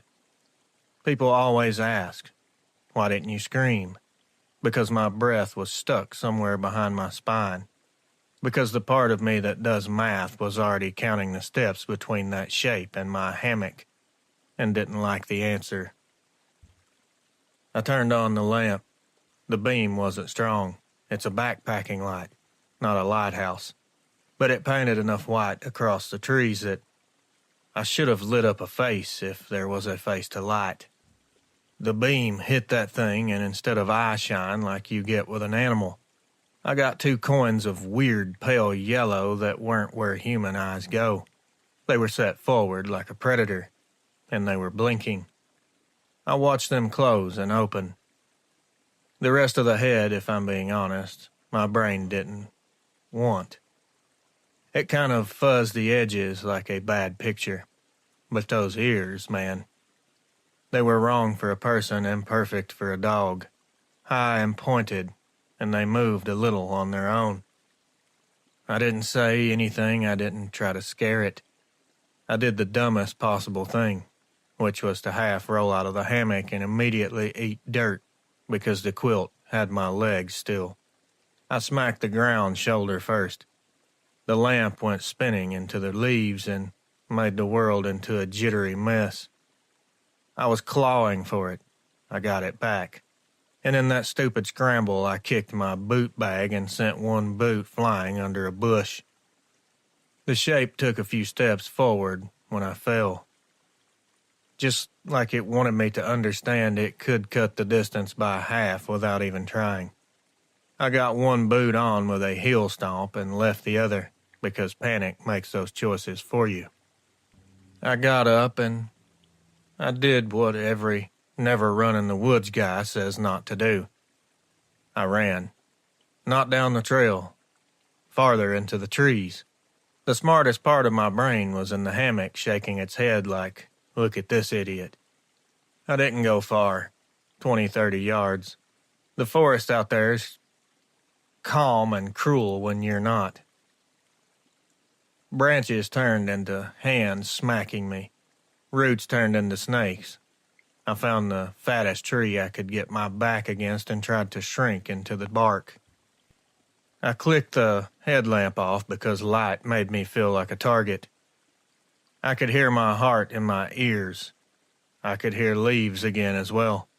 Those same slow compressions, but now they were not on the nice, clean line of the trail. They were in the same tangled nonsense I'd just blundered through like a drunk. There's this moment that you don't plan for, where your body is shaking so bad your muscles are fluttering. I tried to press my knees with my hands to stop the bouncing. It did nothing.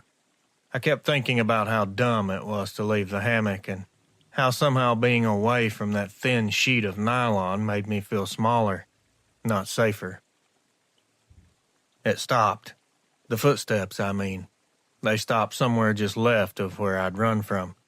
And then for a while I heard nothing. The kind of nothing that's worse than noise because your head fills the gaps with teeth and claws. Then I heard a breath. It came up from low and it didn't end fast. Like there was a chest big enough to store air in for a while and let it go slow. I've been around big dogs. This wasn't a big dog. This was something else. I kept my mouth shut. I don't know how long that stalemate lasted. My watch light wasn't giving me away. So time turned into soup. There were moments I almost talked to it. I'm not even kidding. The urge to say something like, okay, you've made your point, is strong when you feel like your own silence is the only thing holding the world together. Eventually I heard it move again. The steps made a half circle, like it was sketching a chalk line around me I couldn't see. Twice it came closer and paused, close enough that I could hear something click when it breathed, like teeth barely touching together. Once I lifted the lamp and flashed it fast, and I caught a slice of it between two tree trunks. It had a chest like a door, rolling shoulders, the head turning without moving the rest of it. The eyes took the light and fed it back to me that same pale yellow. They weren't far apart. No human would stand like that in those brambles and not cuss. The stupidest part is I kept wanting to say my own name out loud. Like if I said, hey, it's me, I'd prove I was a person worth not eating. That whisper, that woke me up. I haven't told you about that yet. It came before I even saw anything. It came with the wind under the tarp like cold fingers, and it said my name. Not like someone yelling from far off. It was right outside the tarp. It was low and raspy, like dragging air over gravel. It didn't ask a question. It just tried my name on. I forgot it for a while when I was running. It came back while I was pressed against that tree, and remembering it made the shaking worse. I stayed there for a while. If you ever set out in the dark alone, you know the relief is not a switch. It's a long, slow turning of a dial. The black turns to charcoal, and then you get edges back, and then you can tell trees from trees. I didn't move until I could see my hand clearly in front of my face. Even then, I waited for one more minute, because I wanted the light to be something the woods believed in, not just me. When I finally stood, my left foot screamed at me because of the boot that I never got on. I hobbled back to camp, and it looked like I'd left in a small explosion. The quilt was half out of the hammock, one boot sitting by a root. My cook pot was upside down like a hat. The tarp had collected dew like a wet drumhead. There was nothing movie about it. No clawed-up trees, no ripped-up pack. The only thing that kept my stomach tight was how small the place felt now, like I'd hung my bed in the middle of a ring without even noticing it. Obviously, I didn't make any coffee. I didn't fire the stove. I put the lamp around my neck, shoved the quilt in the stuff sack, and threw everything else in the pack like a raccoon was supervising me. I didn't even bother with breakfast. Who would? I just wanted out. I took the trail hard and fast and only looked back once when a squirrel did that sound like a little dog coughing. My legs felt like rebar someone had bent in a vise. At the car lot, there was fog lifting and my windshield had that slick sheen on it. I sat in the driver's seat with the door open because closing it felt like it would be too loud. I wanted to cry, but my eyes were extremely dry. That's a weird thing to say, but it's true. I drove home slow because the world outside the woods felt counterfeit for a long time, and spotlights looked like toys. I didn't mention anything about this for a few months. I don't know why. Shame, I suppose. The way your brain protects the parts of your story that make you sound stupid. Why did you go alone? Why didn't you take a tent? Why did you run? Why did you not call someone? Why not take a picture? Like I was supposed to be directing a nature documentary instead of trying not to pass out, or worse. People always ask me what I saw, like they want me to put a clean label on it. I didn't see a Wolfman comic book thing wrestling a cow. I didn't get a perfect mugshot. What I saw was a big upright shape, with a wolf's head and ears that moved and eyes that threw pale yellow back at my light, and a way of standing still that felt like a choice, not a freeze. And I heard it breathe like it had lungs bigger than it should. And I heard it say my name in a voice that wasn't mine. That's what I've got, and that should be enough. I do still go out sometimes, not there, obviously. Not alone for sleep. Day hikes mostly. I bring a tent now, not because it's safer, because it's not, but because I need the lie sometimes. The thin wall that tells your animal brain you're inside, so you can catch 4 hours and not pace a rut into the dirt. I don't hang hammocks unless I've got a second person and a good reason. If the woods go quiet in that sudden pressed down way, I take the hint, and I get out. I'm not asking anyone to believe me. I'm just tired of replaying it at 3 in the morning like a bad song that I can't turn off. You ask for encounters. That's mine. If there's any lesson in this, it's this. The woods don't have to be pitch black to hold something bigger than your explanations. And when it leans from one leg to the other and tips a head with ears like that, you don't need to hear a growl to understand what's going on. J.M., North Carolina. Hello, Reels. I never thought for a minute that I would ever be writing something like this. I don't camp, I don't hike. I don't even like being out in the country after dark.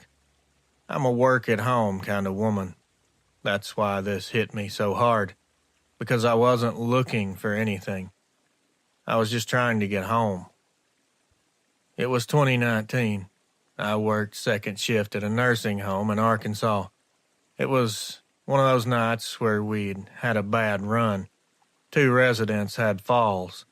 1 man coded and had to be sent out, and the paperwork stacked up on me until I was the last CNA out the door. I clocked out just after midnight or somewhere around there. Now, from my job to my house, the GPS will tell you to take the main road into town, but that adds about 15 minutes. I always took the shortcut, a back road that cut through the woods and some farmland. At night, it's obviously pitch black out there. There's no lights, no businesses, just 2 lanes of mismanaged pavement and a ditch on either side. I had taken that road 1,000 times before. Isn't that usually how this stuff happens? That night I made it maybe 6 miles down when the dash light came on. Low battery. Then my headlights dimmed, and the car just died. I coasted it as far onto the shoulder as I could before it died completely. It was so dark I could barely see my own hood without the headlights. No signal, of course. Not even a bar. I sat there, trying to calm myself down. I figured eventually someone else would come down the road, but it was quiet. No traffic. No crickets even. That's when I first noticed how wrong it felt out there. I'm not a mechanic, but I do know enough to know that it was my alternator that had died. I had the windows cracked because it was still warm. Couldn't roll them up now. Had no juice. I heard gravel begin crunching. This was definitely footsteps of someone walking. I looked in my mirrors and couldn't see anything, but this was close. Way too close. I kept thinking for sure that it has to be a person, right? Nothing else out here would be walking on 2 feet. But the way it was moving, the way it wouldn't get close and kept circling, it wouldn't go in front of the car, not behind it, but around it, like it was testing each angle. My stomach dropped when I realized the crunch of the steps was high up, higher up than you'd expect. Like whatever it wasn't down low to the ground like a deer. Again, this was something on 2 legs, not 4. I was watching the driver's side window and I saw it. A shape went past. It was really quick, but I saw huge shoulders and chest. Its head had the length of a dog's muzzle. Ears pointed up. I saw the reflection of its eyes flash. They were 2 red-orange eyes as it moved by. I covered my mouth without even thinking. I was breathing way too loud. It came around again. This time it went by the passenger side. I heard the gravel, and then I heard a click. My heart about stopped when I realized what it was doing. It was testing the door handle. The passenger door handle jiggled once, hard enough that I saw it move and felt the car shake a bit. I don't know how long that it kept that up. It seemed like time stopped. I was so scared. Sometimes it would pass so close that the car would rock. Sometimes stepping just far enough back I could only make out the outline against the trees. Every now and then I would catch those eyes again. They'd be moving low to high like it was leaning in and then standing straight up. I prayed harder than I ever have in my life. I couldn't run. Where would I go? I'd have to open the door and step out there with this thing right there. I just couldn't call anyone. I had no service. And I knew noise would only draw it closer. My only plan was to sit as still as possible and hope that it got bored. Finally, maybe 15 or 20 minutes later, I saw a set of headlights crest a hill way down the road. Another car was coming. That's when the thing did the first sudden move of the night. It took off, fast. Not into the trees, just into the ditch, and it was running on 2 legs. This thing was gone in seconds. By the time the other car passed me, there was no sign of it. I flagged the driver down like a crazy woman, waving both arms. It's a miracle they stopped. It was a farmer, an older gentleman, who asked what was wrong. I just told him the car died and I needed a ride to town. I didn't mention the thing in the ditch. I couldn't even make my mouth form words about it. And not to mention, if I would have started telling him what was going on, he would have wanted to investigate, or it would have took longer to leave. I wanted to leave as quick as possible. We just left my car sitting there, everything dead. When I came back the next day with a tow truck, the battery was drained. The driver asked me if I'd left the hazards on all night. I did, but obviously it didn't matter. The alternator was gone. The car only had enough juice to run them for a few minutes anyway when I first broke down.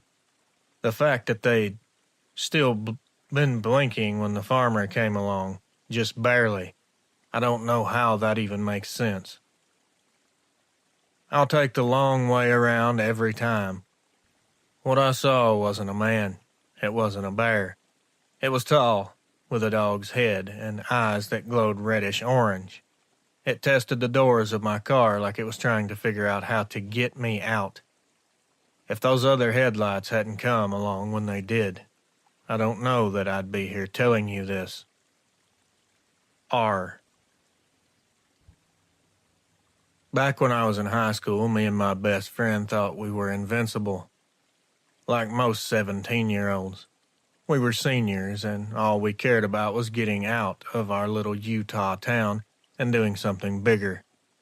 Most weekends we'd either drove around aimlessly or hiked into the canyons near our homes, just to blow off steam. This was late spring, warm enough in the day that you could hike in a t-shirt, but nights still dropped down pretty cold. The sun was high when we parked at a pull-off and dropped into one of those narrow slot canyons. The walls rising on either side, maybe 20 or 30 feet high. The shadows would stretch across the ground even in the middle of the day. The echoes in those places make it feel like the rocks are listening in on you. My friend, I'll call him Aaron, was the more cautious one. He liked to hike, but he always kept an eye on time, made sure we had enough water, the usual mom friend kind of stuff. Me, I was reckless. I'd climb the walls, scramble up ledges, anything to get a better view. We were a few miles in when things went sideways. I was ahead, messing around, climbing up onto a boulder to take a picture of the canyon walls. I heard Aaron laugh behind me. Then it turned into a scream. This wasn't a playful yell, a scream that made my guts flip. I jumped down and ran back, expecting to see him on the ground with a busted ankle or something worse. But when I rounded the bend, the trail was empty. His pack was there, dropped right in the dirt. No Aaron. I yelled for him, first soft and then louder and louder until I was shouting and my voice was bouncing off the rocks, like 100 people were calling with me. No one answered. I picked up his pack and spun in circles, trying to figure out where he could have gone. There were no side trails, no caves he could have ducked into. It was just smooth rock walls and that winding path. That's when I looked up. There was this ledge about 15 feet above me, halfway up the canyon wall, and standing on it was... I'm not even going to describe it because you already know what it is. It was definitely a Dogman, I have no doubt. It didn't move at all. It just stood up there balanced like it belonged on that ledge, staring down at me with eyes the color of amber glass. Even in the daylight, those eyes were bright and seemed to glow somehow. I couldn't move. All I could do was stare back. My body wanted to run, but my legs just would not cooperate. Then, as calmly as if it was just bored, it turned. Its shoulders rolled, its head moved, and it walked out of sight along the ledge, on two legs. I don't remember even scrambling up the trail, but somehow I did. My throat was raw from calling Aaron's name. I was convinced he'd been taken, and that I was next. It was almost an hour later when I found him. He came stumbling down the canyon toward me, pale, dirty, moving like he'd been hit by a truck. He still had both shoes on, but the soles were torn. He had scratches up and down his arms. I asked him 100 times what happened. He just shook his head and wouldn't speak. Even when I begged, he stayed silent. All he said finally was, "We need to leave, please." We hiked out together. He didn't look back not one time. That was over 10 years ago. Aaron and I don't talk much anymore, but on the rare times we catch up. If I bring up that day, he shuts down instantly. His face just goes blank like he's flipping off. He won't say a word about it. But I know what I saw, in broad daylight, as clear as anything, on a rock ledge where no normal man could have stood. It was something upright and canine, tall, powerful, intelligent, and watching me with eyes that glowed like amber. I can live with not knowing what happened to Aaron in those few hours. I think I already know. What I can't live with is knowing what I saw standing above me wasn't and doesn't supposed to exist. D.C., Utah. Hello, kiddo. I hope that doesn't offend you, but to me, you're still a youngster. I'm pushing 60 now, and I've spent most of my life outdoors. Fishing has been my thing since I was big enough to hold a rod. It's my way to get away from everything, stress, bills, family stuff. If I could get to the water, I would always feel better. That was true up until one morning about 5 years ago. This happened on the Gasconade River in Missouri. I'd been fishing that stretch since the 80s, back when my old man would drop me off there while he ran errands in town. It was my favorite place. Wide bend in the river, gravel bar you could set up on, and usually no one else would be around. I like to get there right before sunup. There's something about watching the fog lift off the water that makes you feel like the world's starting over fresh. Or at least in my mind, anyway. That morning was no different. I had a tackle box and a folding chair. I sat up near the edge of the gravel, cast a line, and just settled in. It was quiet, not dead quiet. I could hear birds starting up. I remember a woodpecker somewhere was hammering away, and there were a few little splashes from fish breaking the surface. Then came a bigger sound, a kind of heavy thrash in the reeds across the river. I figured it was a deer. Happens all the time. But when I looked up, the reeds were shaking higher than any deer's back should have been able to reach. My first thought was maybe, okay, it's an elk. But they don't come down that far anymore. It stood up, and I had my answer. I'll never forget the figure that rose up out of those reeds. This thing was dark gray, fur-covered, and massive. Its shoulders were as broad as a tailgate on a truck. This wasn't a bear. I've seen plenty of those.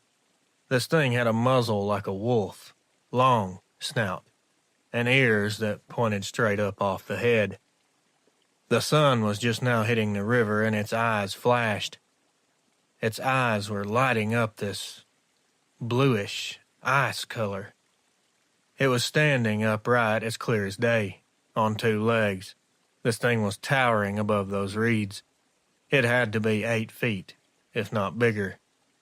We locked eyes across the water. My stomach felt like I'd been punched in the gut.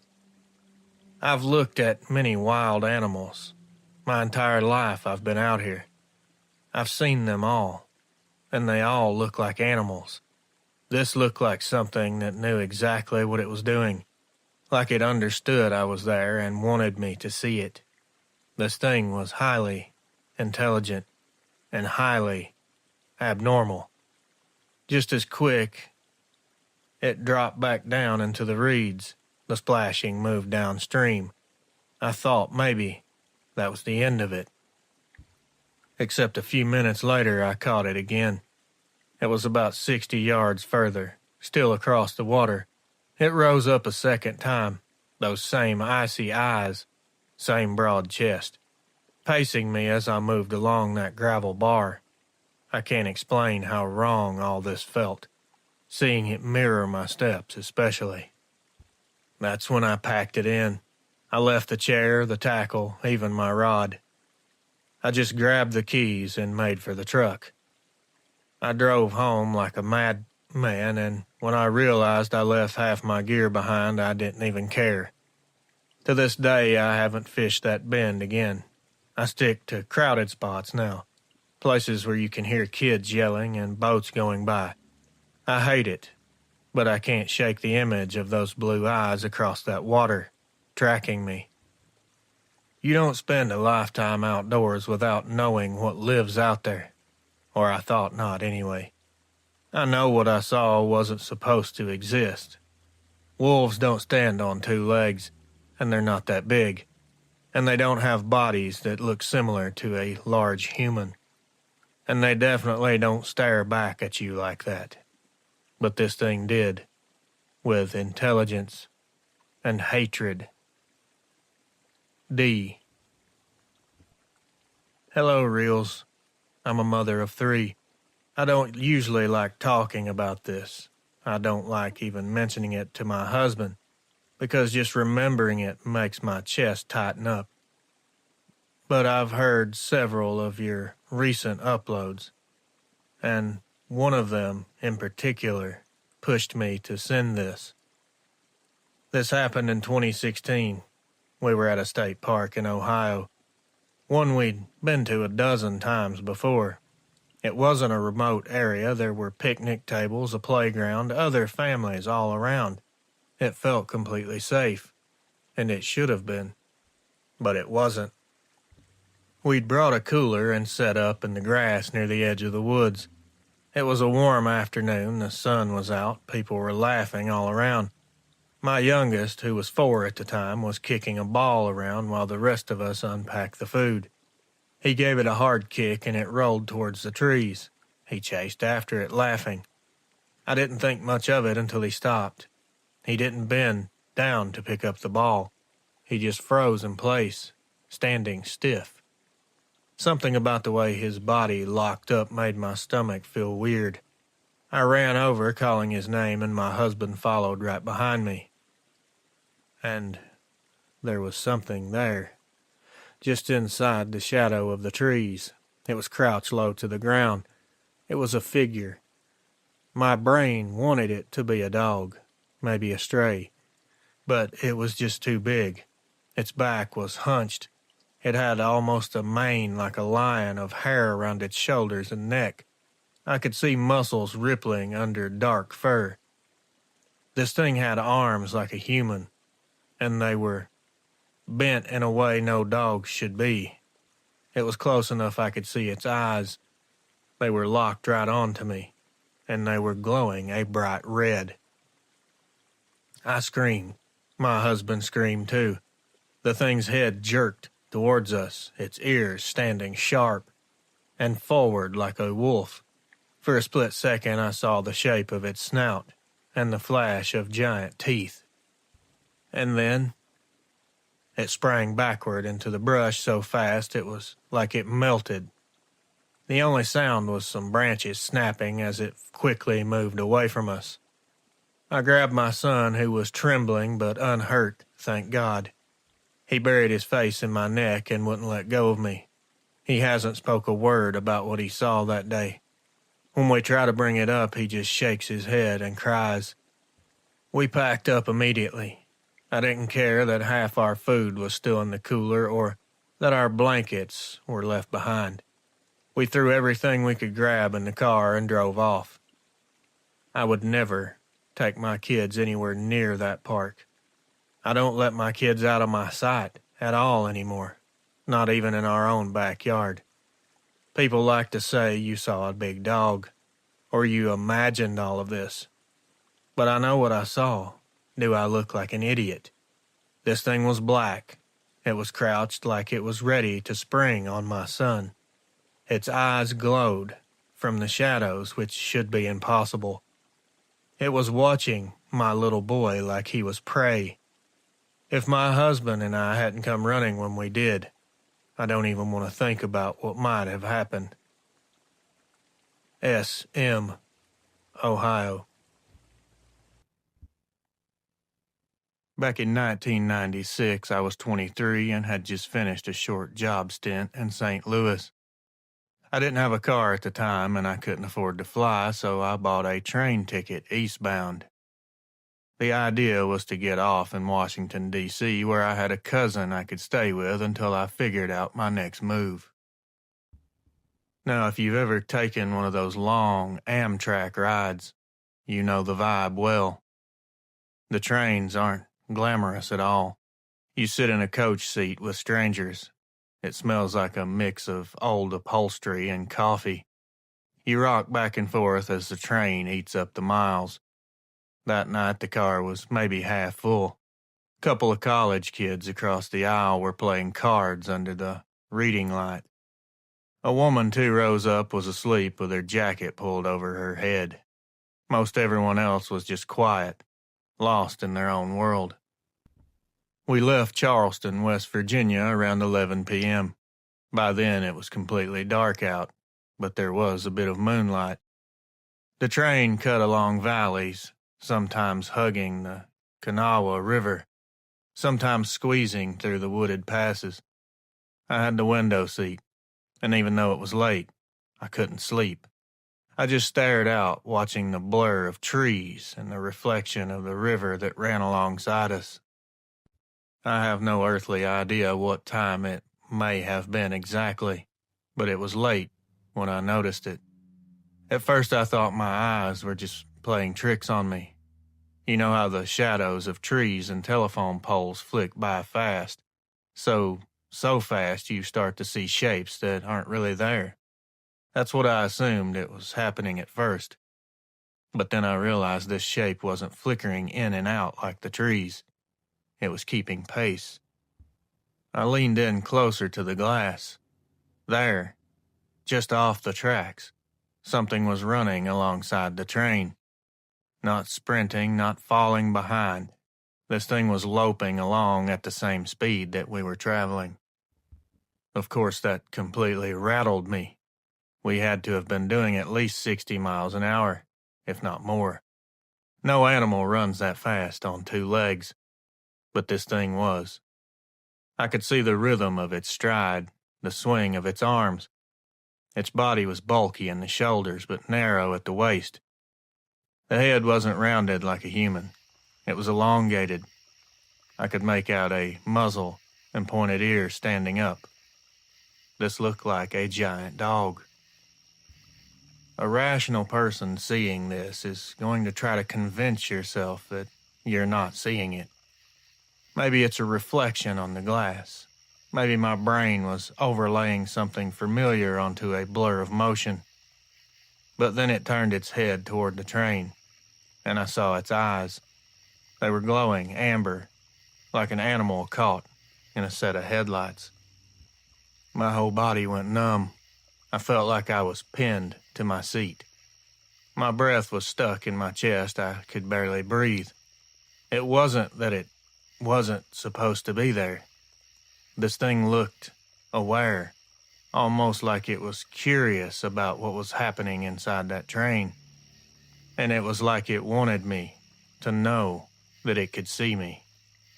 The guy across the aisle shifted and asked if I was okay. My voice, obviously, told him that I was upset because it was cracked.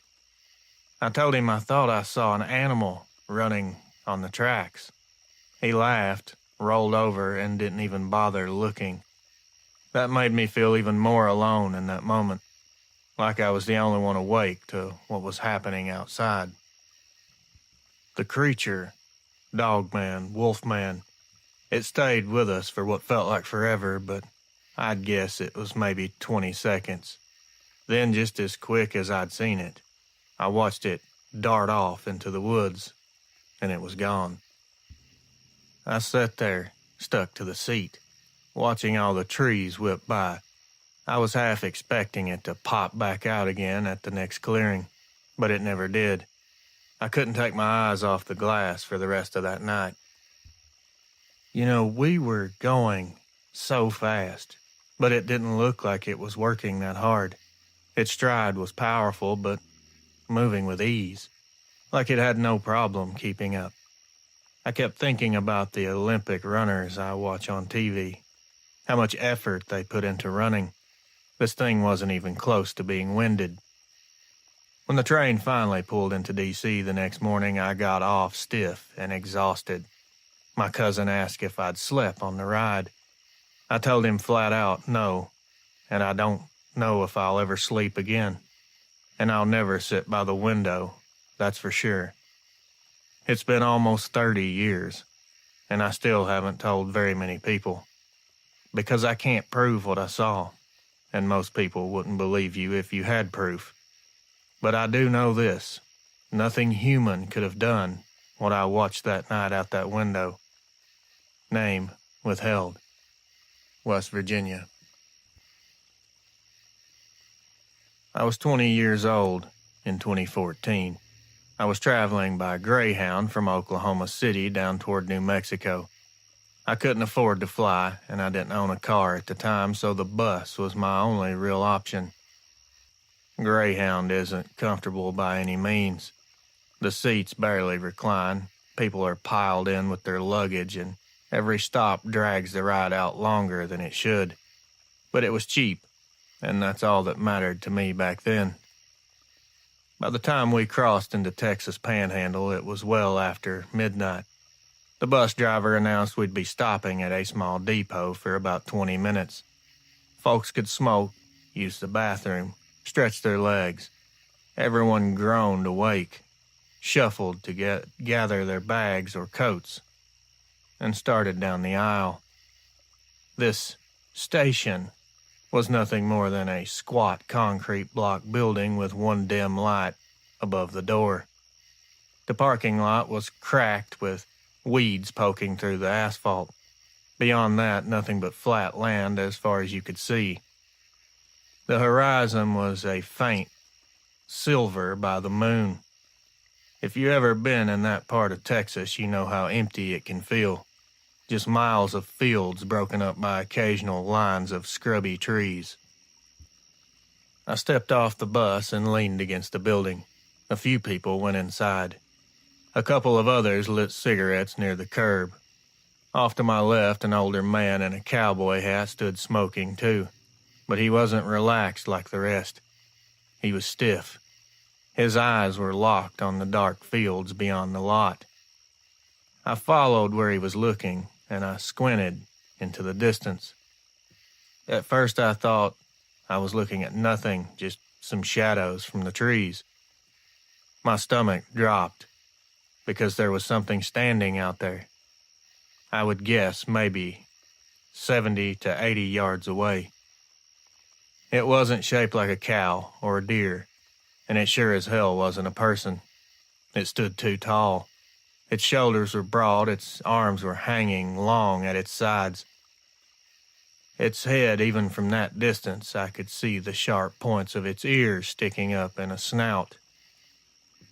The cowboy guy muttered under his breath, just loud enough for me to hear. Damn thing's back again. I turned to ask him what he was talking about, what that thing was, but he flicked his cigarette, ground it under his boot, and walked straight inside the depot, not explaining a thing. He just left me standing there, about to lose my mind, thinking I was insane. It didn't seem to bother him at all. He seemed like this was a normal thing for him to see. I kept watching the shape. It didn't move any closer to us. It didn't go farther away. It stood there, half in the open, half hidden in the dark. It was staring in our direction. The light from the depot could barely reach it at all. But for 1 second, the moonlight shifted through a break in the clouds, and that's when I saw its eyes. They were glowing amber like burning coals. Every instinct in me said, don't move, don't make a sound, don't cause a scene. I wanted to tell the others outside what I was seeing, warn everyone. But when I looked around, they were all busy talking or scrolling on their phones. Nobody else had even noticed. When the bus driver came back out, a few minutes later, he did a quick head count, clapped his hands together, and told us to load back up. He never once looked toward the fields. It was like he just deliberately avoided it. I didn't hesitate. I was the first one back on the bus. I slid into my seat by the window, pressed my forehead against the glass, and looked through the fields as the bus came back to life. At first I thought, it has to be gone, I don't see it. Then just as we pulled into the highway, I saw it again. This time it wasn't standing still. It was running parallel to the bus. It was out in the scrub grass, long strides that kept perfect pace with the bus. We had to be doing about 55. Its arms were swinging wildly down low, its shoulders rolling forward like a sprinter. But the way it moved just did not seem natural. This seemed like some sort of supernatural monster. It was very fluid, extremely powerful. I gripped the armrest so hard my knuckles started to hurt. The guy across the aisle noticed me staring out the window and asked what I was looking at. I almost told him, but the words just got stuck. How do you even tell a stranger that you're watching a giant wolf-headed thing chasing the bus in the middle of nowhere? After maybe 30 seconds, it slowed down. Its shape I watched fade into the dark until it was gone. The rest of that ride, I couldn't close my eyes once if I wanted to. Every passing shadow made me think that this thing has came back. I kept expecting to see those eyes come back out of the dark and shine through that glass. The part of this whole event that rattled me the most is the part that most people avoid when I tell them what happened. Most everyone's focused on this wolf creature, Dogman. But I look back on that cowboy's reaction. He wasn't surprised. He wasn't confused. He acted like he'd seen it before, like it was expected. And the driver, the way he hurried us back on without even looking toward the fields, made me think maybe he knew too. All I know is whatever was out there wasn't some drifter or coyote. Coyotes don't stand upright with shoulders like a football player. And neither them or a person alive can run stride for stride with a bus. I'm sorry. It just can't happen. I've never been back on a Greyhound again. Not only because of that, just because it sucks. Anonymous, Texas Panhandle. It was the fall of 2017. I was living in a small town in central Illinois. It's the kind of town where high school sports were the biggest event you could find on a Friday night. A couple friends and I decided to drive over to the next town to catch a basketball game. One of the guys had a girlfriend on the cheer squad, so that was our excuse. Really, we just wanted something to do. The game ran late, and afterwards we hung around too long. By the time we piled into the car, it was pretty late. We were all tired, half-wired on cheap concession stand food and soda. We were joking around like kids do. There were 4 of us. My friend, Jake, was driving. Me and another guy in the back seat, and we'll call him Chris, was riding shotgun. Instead of taking the main highway back, Jake suggested cutting through the farm roads. "I'll save us some time," he said. We all agreed. Out there, the back roads are nothing but stretches of cracked asphalt with cornfields and soybeans. That time of year, the fields were bare, just stubble and dirt. For the first few miles, it was uneventful. No traffic, no houses, just dark fields and our headlights bouncing off the road ahead. I was half dozing against the window when the guy next to me jabbed my arm. "Did you see that?" I rubbed my eyes and pressed my face to the glass. At first, I didn't see what he meant. It didn't take me long to find it. There was something moving in the ditch, moving alongside us, running.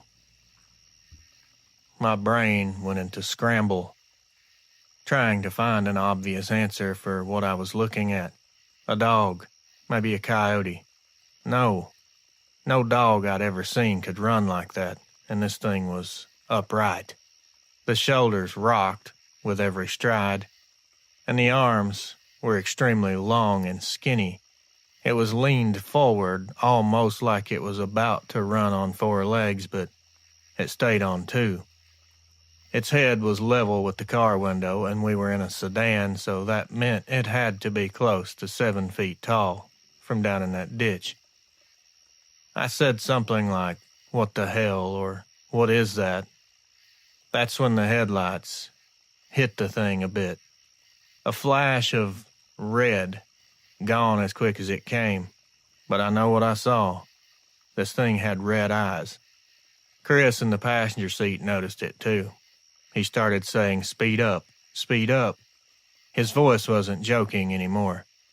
Jake was trying to laugh it off. It's just some guy messing with us.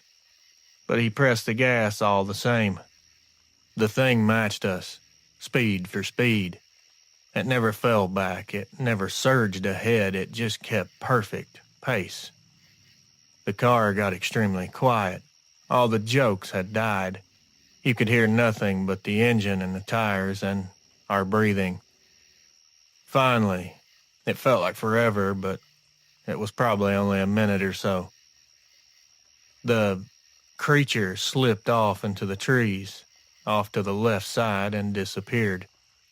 Nobody spoke a word for quite a while.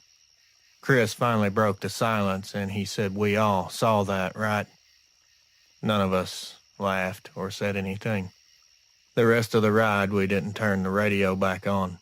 We didn't stop to check the ditch. We just drove home in silence. For weeks after, we avoided talking about it. When it did come up, someone would make a nervous joke and change the subject. But I know none of us really believed it was a prank or a trick. I can still see that thing's eyes, glowing for that split second. What kind of animal has red eyes? What kind of animal is 8 feet tall and has a giant wolf head on top of a human body? What kind of thing that's that big can move that fast? It was like running down a car was no more trouble than going for a casual jog. That night marked the last time I ever took a shortcut through any of those farm roads. I still drive past that area at times, but never after dark. 4 of us saw it, and we've never told anyone outside the group until now. But we all know what we saw wasn't human, and it sure as hell wasn't any animal that belongs in Illinois. If you have any opinions or thoughts, I'd love to hear them.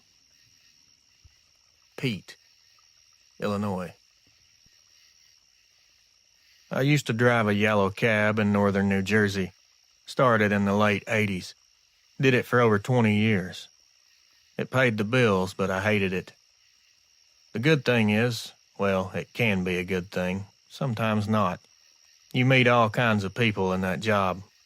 You'll meet drunks, businessmen, kids heading to prom, families with luggage on the way to the airport. Most nights were pretty boring. Pick someone up, drop them off, wait for the next call. But every now and then, you get something that sticks with you. There's one night I've never been able to shake. It was late in 2009. I remember because it was winter, and the roads had that shine like they'd just dried after sleet earlier in the day. It was close to midnight when dispatch radioed in a pickup at the old bowling alley that had been closed for years. Very weird location, but I'd had a lot stranger. When I pulled up, there was a kid in his early 20s standing outside. He was very skinny. Jeans was sagging. He was clearly drunk or high, or both.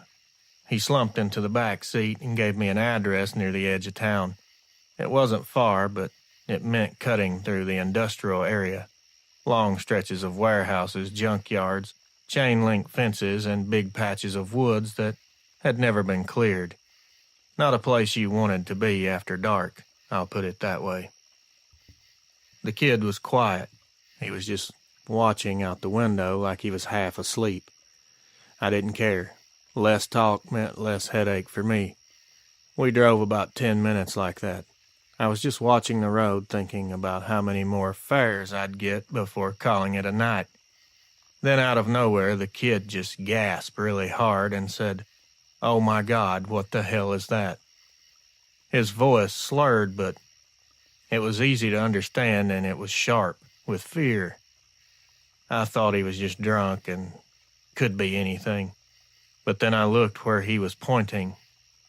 On the far side of the fence, standing just outside the spill of the light, was a figure. It looked like a man at first, but no man has a head shaped like that. It was too long, too tall, too big of a set of ears sticking straight up. The shoulders were massive, and the body tapered down into legs that bent in a way that looked like a dog standing up. The kid slid across the seat away from the window, whispering for me to keep driving. I slowed down instead. My brain was going all over the place, and that's when the thing stepped forward a few feet. The light hit its face good, and I swear to you its eyes reflected back a deeper amber glow than I've ever seen. This thing didn't move like it was scared or startled. It moved like it wanted us to see it. I slammed the gas to the floor. The cab lurched forward. The tires slid a little on the damp road. The kid yelled at me to go faster. As I checked the mirror, it got worse. The thing wasn't standing there anymore. It was running full speed.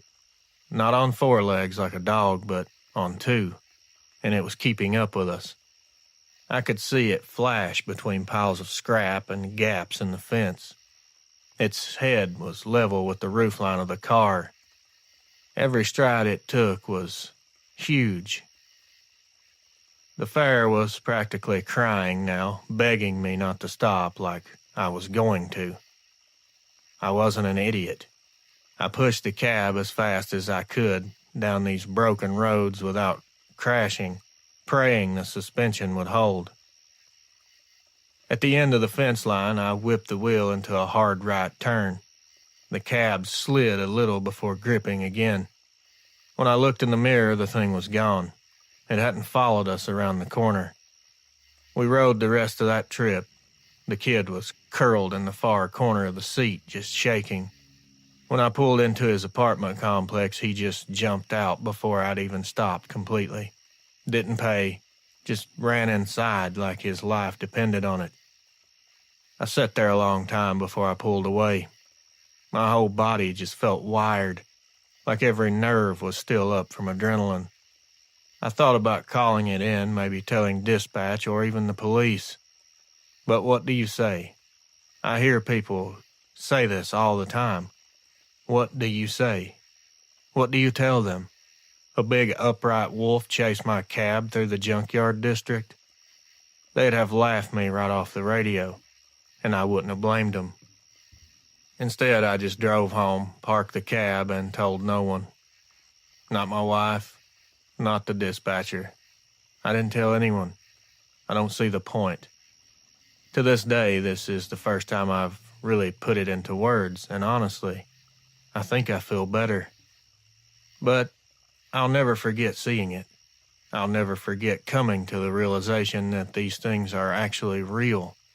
I'll never forget how easily it kept up with us, running 50 miles an hour like it was nothing.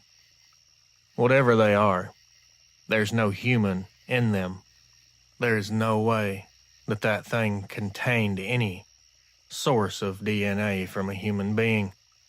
It looks like a monster to me. So that's what I choose to call it. These things are monsters. You will never change my mind. If it wasn't aggressive or angry, then why did it try to chase the car down? There's too many questions around these things and not nearly enough answers. I won't even begin to pretend I know anything to tell someone that will help them, because I don't. Just be careful out there. And the things that are in your mind that you've been taught that aren't real, you may as well forget all that right now. Anonymous, New Jersey. Hello, Reels. My encounter took place in the summer of 2002. I was in my late 20s traveling through Maine for work. I had a week-long job repairing equipment at a paper mill, and instead of driving the long way around the coast, I took one of the ferries that cut across Penobscot Bay. It wasn't my first time on a ferry, but it had been years since I'd done it. I figured it would be a nice change of pace.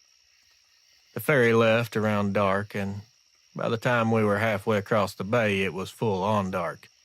There weren't many passengers that night, maybe a dozen cars on the lower deck, a handful of truckers, and a few people scattered along the railing up top. I parked my car below, grabbed my jacket, and went topside to get some fresh air. It was a quiet night. The water was pretty calm, just ripples here and there. I remember the air smelled like salt and diesel. That's a small, pointless detail that I will always remember. I stood at the railing watching the shoreline fade behind us. I could see the faint outline of trees. After a while, I noticed a guy a few feet down leaning on the rail with a cigarette. He wasn't watching the horizon like I was. He was staring hard off the port side down toward the water. As I looked where he was looking, I thought he was looking at a buoy or maybe a dolphin surfacing. But he wasn't. He was looking at a shape moving along the shore. We were at least a quarter mile from land, maybe more. Whatever this was, it was keeping pace with the ferry, and it was big. Even from that distance, I could tell it wasn't a bear. It was upright. It was extremely tall. It looked like it was built for speed, even the size of the thing alone. Each step carried it across the rocks and brush like none of it slowed it down. The guy that saw it before me just muttered out low, "Christ Almighty." He was just as freaked out as I was. I leaned forward, trying to get a squinting look. The moon caught it just enough to show its head. It was huge and looked like a giant German shepherd, but it moved with this frightening ease, like running full tilt was second nature. Every so often it would glance toward the ferry. Its eyes would flash a faint amber. I couldn't wrap my head around it.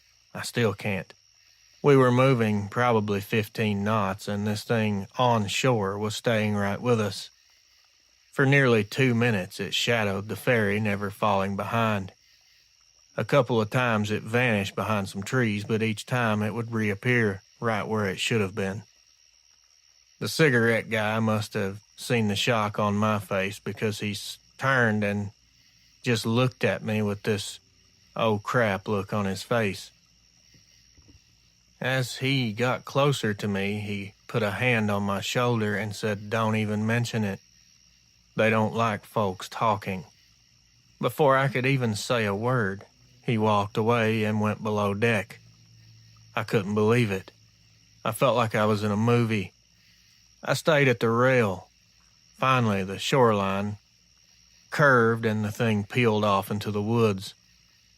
It was gone just like that. I couldn't relax for the rest of the ride. I kept scanning the water, the shore, anywhere I thought it might reappear. I kinda wanted to see it again. When the ferry docked and we drove off, I just couldn't stop thinking about what I'd just seen. The sheer size of that thing, the way it kept pace without any effort at all. Trees, rocks, anything in front of it was no problem. I never mentioned it to the guys at the mill.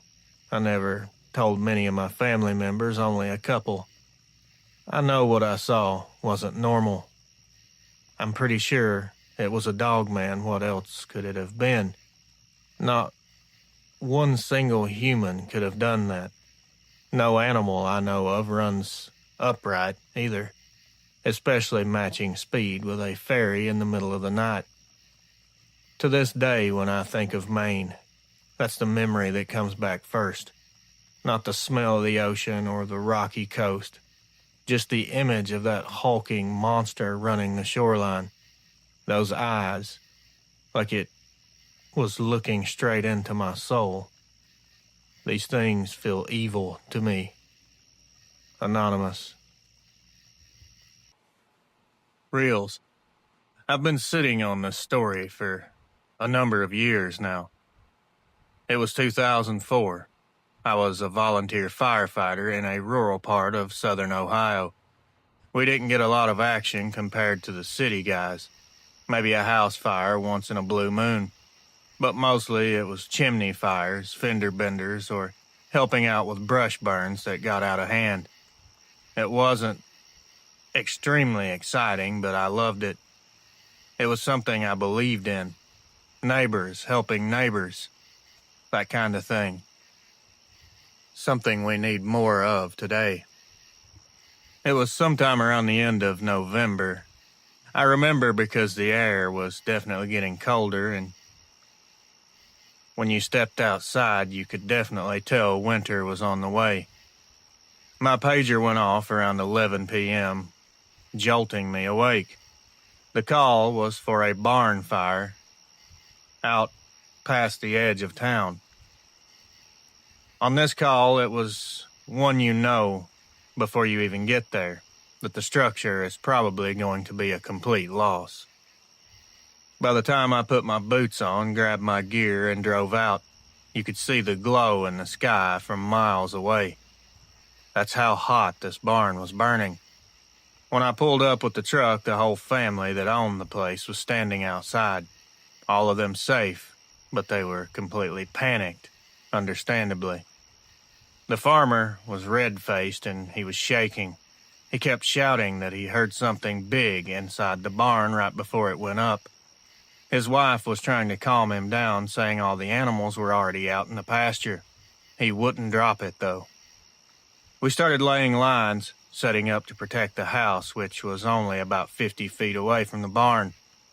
I remember the heat being so intense, it felt like your skin was cooking even through the turnout gear. I was on nozzle, waiting for water, when I caught movement at the edge of the trees beyond the fire.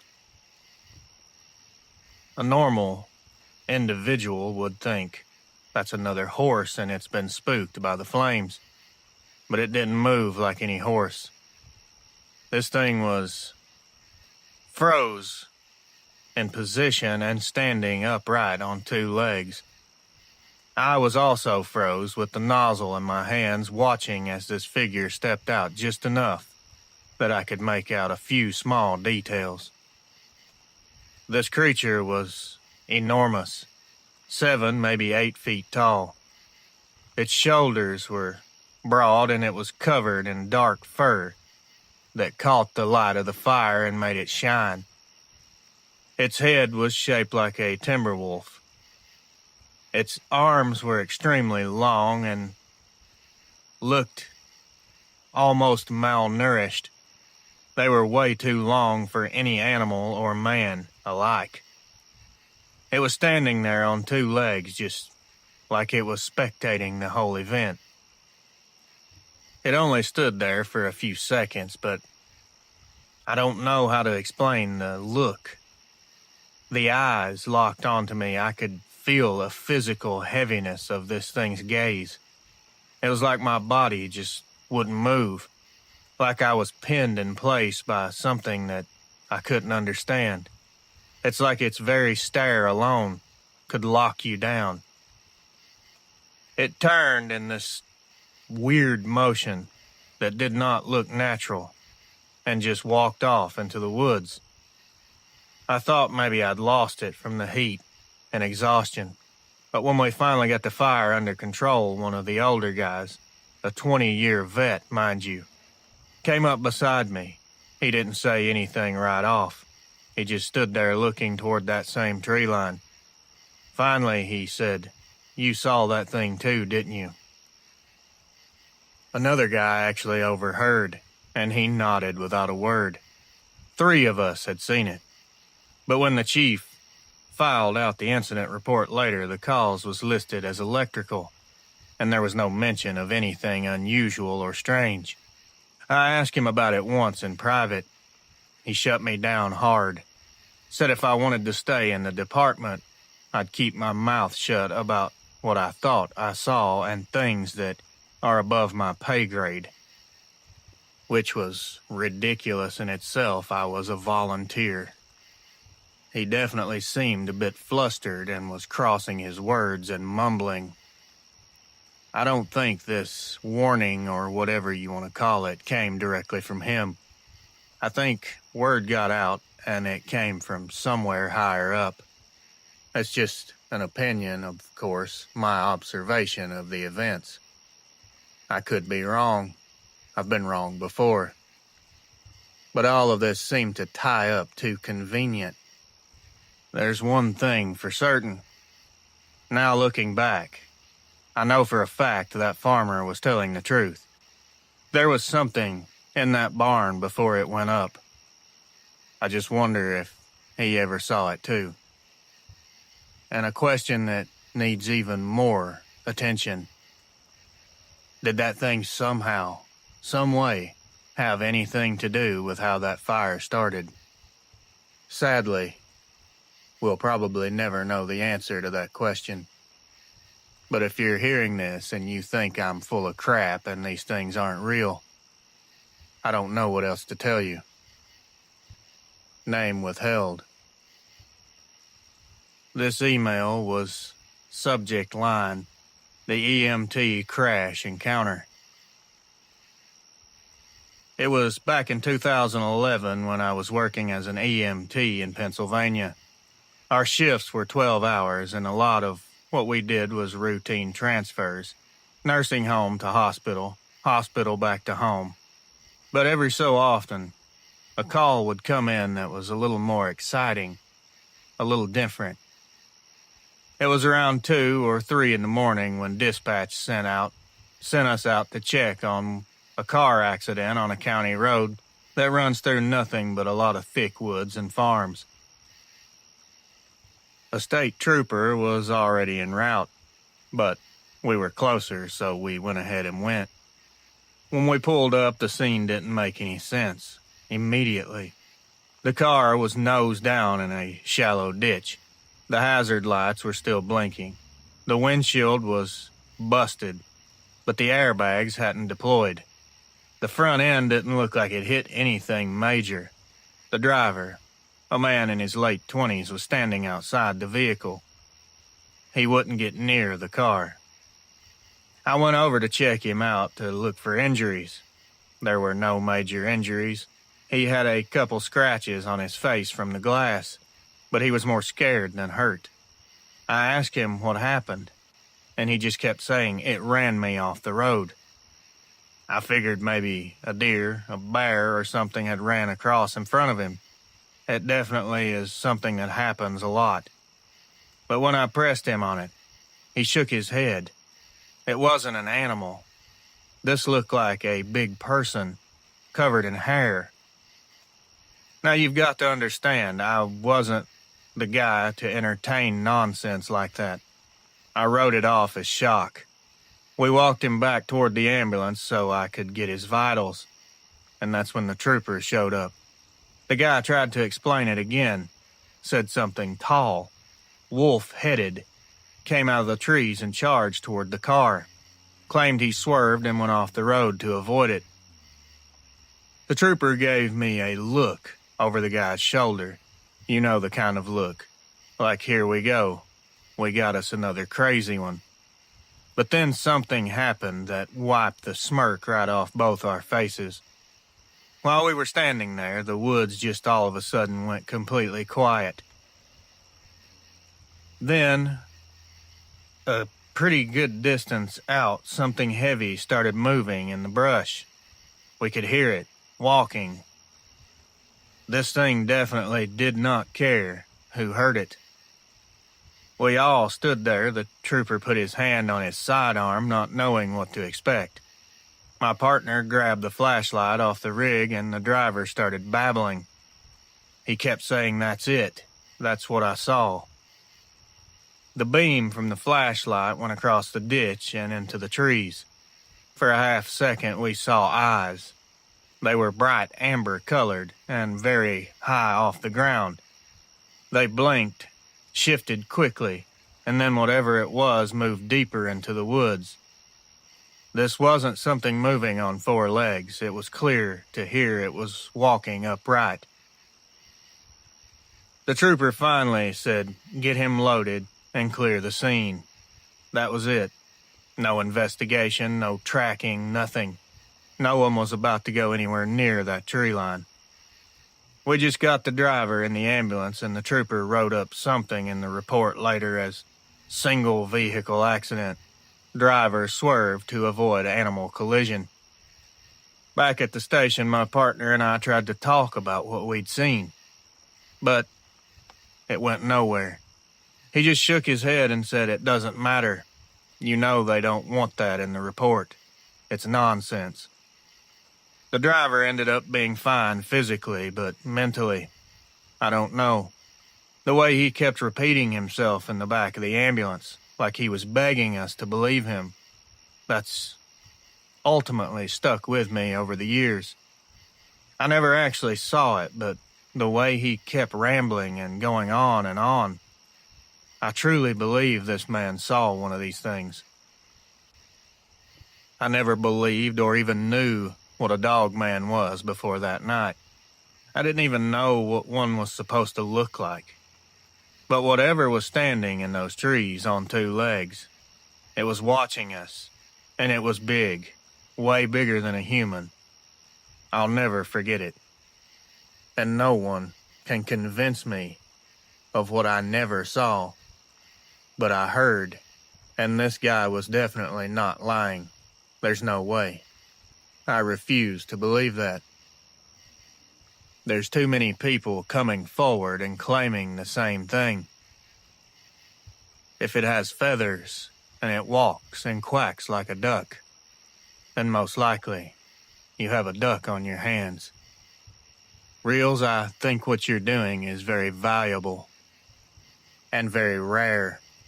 I truly believe you have honest to God good intentions, and I do believe you are helping people.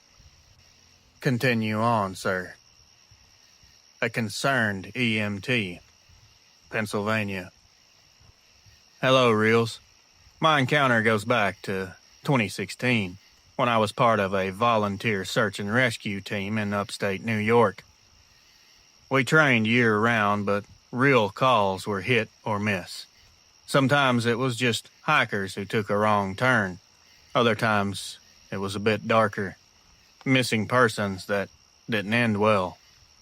One weekend we got called in to help look for a middle-aged man who hadn't come home after going out to scout deer stands. He was supposed to check in with his wife before it got dark, but when midnight rolled around and she still hadn't heard from him, she called it in. By morning we had a crew of about 20 people combing the woods near where his truck was parked. It was late, fall, damp, patches of wet leaves and mud that made tracking a lot easier. I was with a partner about a quarter mile in when we spotted tracks in a soft patch near a creek. I thought they were bear prints, but the longer I looked at them, the less sense that made. Each one was huge, bigger than my boot, and I wear a size 12. The shape just did not look right at all. They weren't round like a bear's paw. They were long, very elongated, actually, with a heel and defined toes like a human footprint. But the toes, you could tell, ended in deep punctures into the ground, like where claws had dug in. It chilled me to even look at these.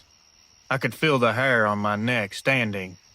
They were in a straight line, not staggered like an animal on four legs, but left, right, just like a man walking through. We followed them for a bit, and then they veered off into thicker woods. The stride length was insane. Whatever made those tracks was covering ground way faster than we could. I called it over on the radio, told base we found some unusual prints. The response came back almost instantaneously. Disregard. Continue grid search. I remember just standing there, staring at my radio, thinking, what the hell? We were trained to follow any sign, but this time we were flat out told to ignore it. My partner just said orders are orders, and we moved on, but neither of us liked it at all. The missing guy was found later that evening. He was alive, but definitely shaken up.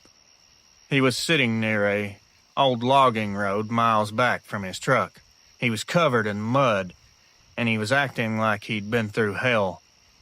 He claimed he got turned around and panicked, but when I tried to ask more, he wouldn't even look me in my eyes. He just kept saying he didn't want to talk about it. He just wanted to go home. Later, back at the firehouse, I had actually taken a few snapshots of these prints. A couple of us were talking and we were studying the pictures. The senior SAR coordinator shut us down. He saw the pictures and almost forcefully made me delete them. He said we don't report things that will cause problems. Stick to the training. His tone made it clear we weren't supposed to push on this issue. That was the first and last time I saw any prints like that. But I know what I saw. I had pictures. And I know we were told to look the other way. It doesn't add up to me at all. I stayed on that team another year, but after that I stepped away. Not because of danger, but because I realized there are rules no one explains to you until you cross them. Rules that I don't necessarily agree with. I understand if no one believes me. I know it seems suspicious, but I'm telling the truth. And I want people to know due to safety reasons alone. If someone else was telling me this story years ago before I saw those tracks, I would push it off and say it's nonsense. But I saw what I saw. It wasn't a hoax. Those were real tracks. They were clear to see. It's definitely took a toll on me mentally. Now every time I walk into the woods, I catch myself looking at the ground more than I used to. If those prints show up again, I want to be ready, and there's no one going to stop me from making it public. If I get a chance, I will publicize this event. Former SAR volunteer. S. New York. Reels. I won't give my name or exact locations of this event due to, well, obvious reasons. It was 2008. I was a deputy in Wisconsin. Out there, we got a lot of calls where it was domestic disputes or you would get livestock loose on the highways. Every so often, we'd get what we called prowler calls. Somebody hearing footsteps around their property or seeing shadows near their barns or tree lines. We never really put things together until after a lot of these calls started coming in that year in 2008. We received way too many of these prowler calls. It definitely was not normal. One night, I myself got dispatched to one of these calls. It was a woman living alone. Said she'd heard something big walking around her house after it got dark. She claimed she could hear this thing breathing heavily outside of her bedroom window, and she was afraid to pull the curtains to look. I drove out there. It was just her and this little farmhouse lit up in the middle of all that black. She met me at the door. This lady was scared to death. Said whatever it was had circled the place for at least half an hour. She swore that it wasn't a human. I did a walk around the property with my flashlight. The ground was wet from rain earlier, so I figured if anyone had been out there, I'd find some boot prints. But the only impression I saw was a very strange one. It was big and looked like a human's bare feet, but with claws dug in at the tips. I'll be honest, I didn't know what to make of it, so I didn't say anything. I was standing near her back fence when I saw some movement out of the corner of my eye. I swung the light, and sure enough, it hit something that was alive and breathing and moving. This something was very tall. It was standing just inside the trees, trying to hide, I suppose. It was watching me. It was probably 6.5, maybe 7 feet tall at the most. It had a very wide chest, and its body was completely covered in what looked like dark fur. The light just barely caught it around the face area. It had a long snout. I could see pointed ears, and its eyes were reflecting a yellow color when the beam hit them. This thing never ran when I spotted it. Didn't even act like it was startled or surprised. It stood there swaying side to side slowly, breathing very heavily. After a brief stare down, it turned and walked away, as slow as could be on two legs. I stood frozen until it was gone. My first instinct was to chase it, but there was no way I was going into those woods by myself with that thing out there. When I got back inside, the old woman asked me what I saw. I told her it was nothing, probably just a big dog, and she gave me this look like she knew I was full of crap. Back at the station, I mentioned it to my sergeant. He seemed to get a very serious look on his face and basically told me it's best not to put that in your report. So I didn't. Officially, it was another prowler, unfounded. I never stopped thinking about it. I know what I saw wasn't a dog. I feel for that old lady. I wish there was more I could have done, but obviously it never came back because she never called again. This sure as hell wasn't my imagination. It was standing right there directly in my light where I could see it clearly. After that year, those weird prowler calls seemed to die off. It's something that makes me think that maybe these things are migratory and they just move through the area. I'm not really sure. Just speculation and observation. I'm truly glad I found your channel as I listen to others as well. I try to learn what I can to figure out exactly what these things are because I know they're real. I saw one. Every time someone occasionally brings up those weird prowler calls or someone mentions wolfmen or creatures in their yard, I get rattled. I keep my mouth shut and listen intently. Inside, I know these people are not all making this up. Some of them, sure, maybe, but I know some of them are telling the truth. Anonymous. You can use this if you want. You have full permission. Just leave out any names if you can. I would appreciate it. I was a paramedic for almost a decade in western Kentucky. This was 2013.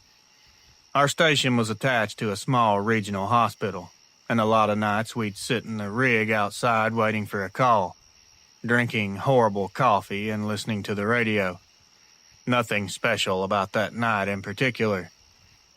It was early in the AM hours. I can't be certain to name a specific time, but it was late. It was a very clear sky out that night, and it was a quiet where you can hear the vending machine humming 20 feet away from you. My partner had gone inside to grab a snack. I stayed in the rig, door open, scrolling on my phone. Out of nowhere, the hairs on the back of my neck stood. It was the same feeling you get when someone's staring you down. I thought maybe one of the ER staff had came out, but when I looked toward the trees at the far edge of the parking lot, I saw something crouched there that wasn't ER staff. It was low to the ground like it was trying to stay hidden, but it was too big to really do that successfully. I thought, is that a big dog? As soon as I thought this thing slowly started to rise and it stood up. It straightened up on two legs and it had to be 7 feet tall at least. It had bright yellow eyes and the head of a dog or a wolf. Let's just say canine. Its body was completely, well, not completely. It was covered in light gray, almost silver fur. But around the chest area and on the legs, the fur was super thin and I could see this weird leathery skin underneath. This was definitely something physically really there. This was not a costume. This was not a prank or a prop. This was something breathing. and blinking. It looked like around the neck and the sides of the face it had really thick, long hair. It reminded me of a lion's mane. I could see its hands on its front arms or legs. It looked like human-shaped hands but stretched out longer. It was weirdly flexing its fingers, making a fist, then opening its hands over and over. I'm no animal expert, but this thing was displaying behaviors akin to wanting to attack me or showing aggression. It seemed angry for no reason. The look it was giving me was a look of hatred, a look of disdain, like it hated me for reasons I was unaware of.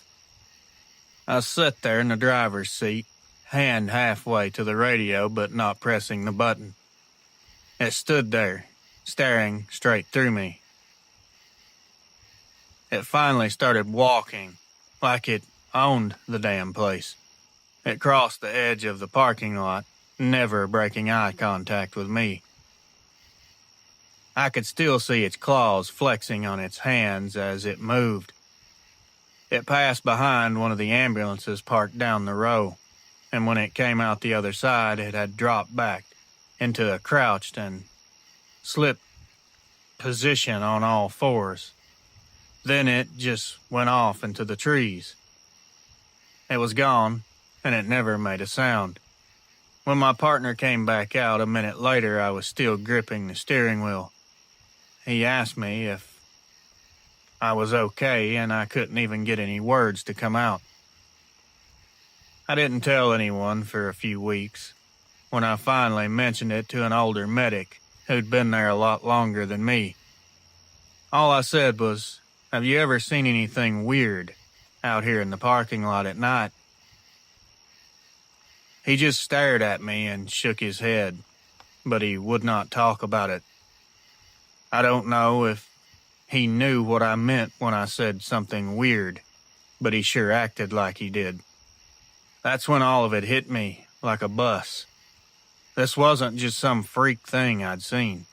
I think others had seen it as well, and we were all keeping quiet for reasons I don't know. I guess what matters is I'm coming forward now. When you see something you can't explain to anyone, you don't know how to approach the conversation, so you just stay quiet. That is, until you find a group of people like this group, where you feel comfortable enough to come forward and you're not going to get ridiculed or belittled. Now, if you or anyone's wondering, I do still work EMS. But I park a lot closer to the doors now. I haven't seen it again. I don't sit alone in dark lots anymore either. When people laugh about Dogman encounter stories, I just keep my mouth shut. Because late that night, in that hospital parking lot, I learned the hard way that these are all not just stories. Thank you, Reels. P. Western Kentucky.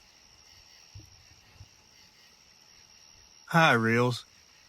I hope writing this down helps not only me, but others who seek to find truth. I know that's all I seek. I'm trying to nutshell it. The encounters are many. I think they might be related somehow from the 1970s to 2025. Let's get started. My name I won't give here because I get the feeling as I bring this into the light, there are those who don't want it there. So you can call me Raven. This happened back in the late 70s. I had fled my boyfriend.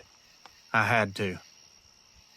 Something, call it God, call it personal angels. Something was watching over me because I left with very little money, a jacket, and the clothes on my back, ballerina slippers on my feet, and the faith that everything would be fine. Fast forward a bit. I was able to stay in a small cabin in a place called Heart Lake near Guthrie in northern Minnesota. It was late August, early September. The weather was getting cool at night. My friend, a deputy for the Cass Lake Police Department, worked the overnight, so I was able to stay a few nights and watch over the cabin and his dog Nick, a beautiful and very shy Malamute, whose doghouse sat right below the bedroom window at the back of the cabin. The cabin sat amongst 2 or 3 other rather decrepit little cabins in the owner's home. This used to be a small resort. It had a nearly unused landing for boats. The cabins and house set in amongst the trees, the forest encroaching on all of it. The area to this day is mostly woods, some farmland and hay fields, but mostly forest, tax forfeit, and state land. Very wild. The sun had set, and we'll call my friend Joe. He left for his overnight shift. I'd say it was somewhere around 9:30 or 10 at night. I remember I was tired and looking forward to a good night's sleep. I laid down and drifted off. I have no idea how long before I was dragged up out of sleep by a growl, but I had been so far down that I couldn't tell if maybe I had been dreaming. So I lay with my senses alert, waiting to see if the sound would come again. I was feeling a bit uneasy, so I got up, fumbling to find the light switch. I found one, flicked it on, and it lit the kitchen, which sent light into all the little rooms of the cabin. I went to the sink, running water for a drink and looking out the window into the night. Besides the inadequate outside light of the owner's home, it was very dark. I drank some water and set down the glass when the growling returned. It was a deep and rolling sound that rattled the floor underneath my feet. My mind went to the dog, Nick. The growling was coming from the direction of where his shelter sat under the bedroom window, so I'm thinking it's Nick. I had never heard of Dogman. I had heard of Bigfoot, but that was the farthest thing from my mind. In my mind, I'm thinking Nick is facing something down, so I decide to go get the dog. When I think about it now, it's not very bright, but I had no real reference to cryptids of any kind. The growling was so unusual for this shy, timid guy.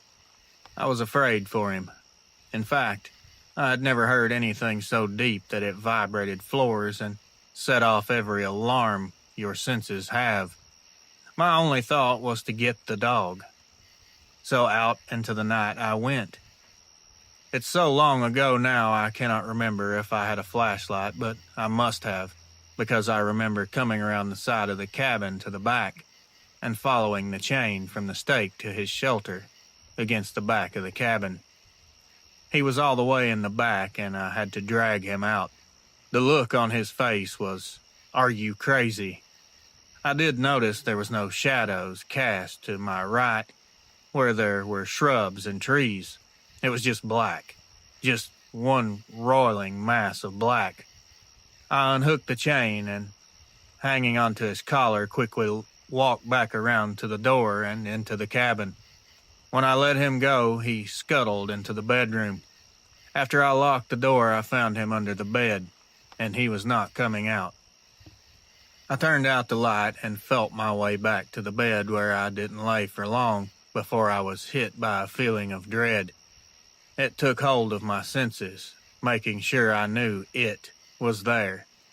From the window above my head, I observed first tiny orb-like lights filtering in through the window. Then they slowly grew in size, some white, some bluish, others a light orange, beautiful to look at but awful and dark in feeling. When people say they feel evil with these beings, believe them. That description fits. It's penetrating in a way that seems to move you toward a state of panic, like you are being tested. Just how much of this mean, evil frequency are you going to be able to take before you break? Just a brief pause to give this person applause and credit for how they described that. I could not have described that feeling any better. That is spot on. Bravo. I sat up with my back to the wall underneath the window, cross-legged. First I prayed, calling on Jesus, and the feeling got worse. Then I started visualizing light around me, strengthening its boundaries around me, visualizing mirrors facing outward so whatever was before me could see nothing but itself. This took a lot of effort and time, more like a tug of war. Honestly, it felt like I was trespassing on its territory and only my own effort was allowed. I was being tested. Nothing, not Jesus, nothing but myself. I either passed the test or I would be broken. I had never been put in a position like this, but I kept working on the mirrors and light, staying away from fear. These were the only things that began to slowly neutralize its power. Just before the sun rose, I felt its hold drop. The test was over, and I'd passed its test. Dogman? Was this Dogman territory? Anubis tests or weighs the heart of man. I don't know, it's a question. It was not until later in my life that Dogman became a possible answer. Little did I know that in a strange and unusual way I had become a part of someone else's story. Here's the next part of the story. Use it or not. It's up to you, Reels. The next day, Joe comes home and tells me that if I would like, I have the opportunity to babysit a cabin and a German Shepherd while the owner visits his family in California.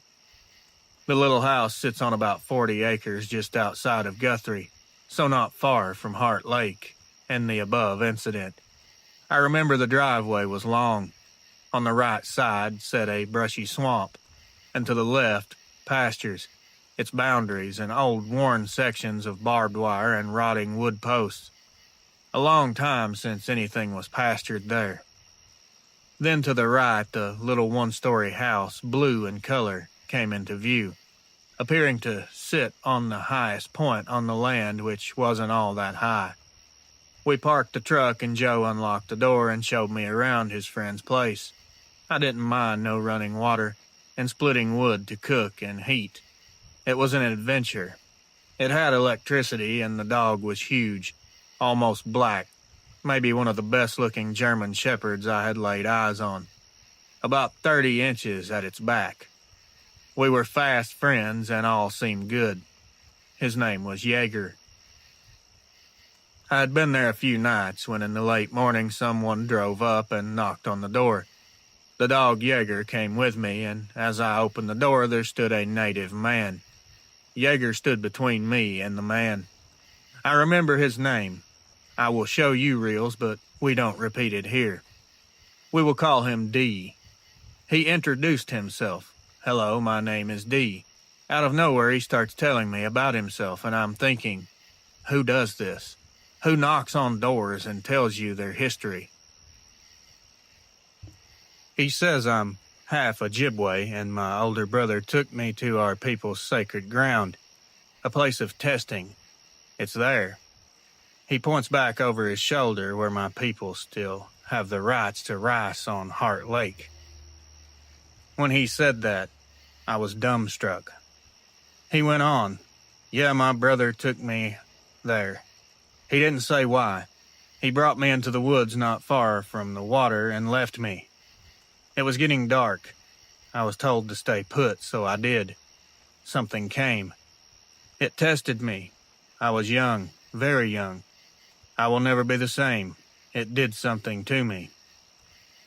How would this man know to come here and talk openly about what had happened to him if he didn't know that I had a similar experience? He said, hey, that dog, will he attack me? Jaeger stood taller, looking the man in the eye, and I said, he will. D stepped back, and I felt the return of evil. Jaeger gave a low warning growl. D turned and got back in his car and drove away. I was stunned. What the HE double hockey sticks was that? The worst part was that I knew he was coming back. For me. I knew, like I knew my name. While I was pondering this, it wasn't long before I heard Joe's truck coming up the drive, So I looked out, and sure enough, it was Joe. He came inside, and I told him what had transpired. In fact, telling him the whole story, all of it. He brushed it off. Then I said, "Look, this guy is coming back. I know it." Joe brushed off that bit of information faster than the last. I was thinking, why would someone think I was making this up? How do I get him to believe me? This guy is coming back. As I'm thinking on this, him standing there in his deputy's uniform and badge, I'm thinking that attitude doesn't make for a good cop. We can hear a car coming up the drive. I told you, Joe, he's back. I said I cannot remember exactly what Joe said, but it was something about how this couldn't be the D guy. The car stops, you hear footsteps come to the door. The dog growls quietly, and there's a knock. Joe opens the door, and there stands D, looking at Joe and saying, "I thought you would be meeting me at the door with a gun." The two of them stared at one another, Joe stunned as he realized I was right. Joe took him outside, talking to him. I couldn't hear it all, but D left, and Joe taught me how to use his friend's gun. Well, there you go, how it all begins. There's more. Let me know if you want the rest. It's gonna be a long one. Thanks again, Reels, and thanks for doing what you do. But most of all, doing it well. Raven. Hey there, Reels. To start off, I want you to know I'm not the kind of person who jumps to wild conclusions.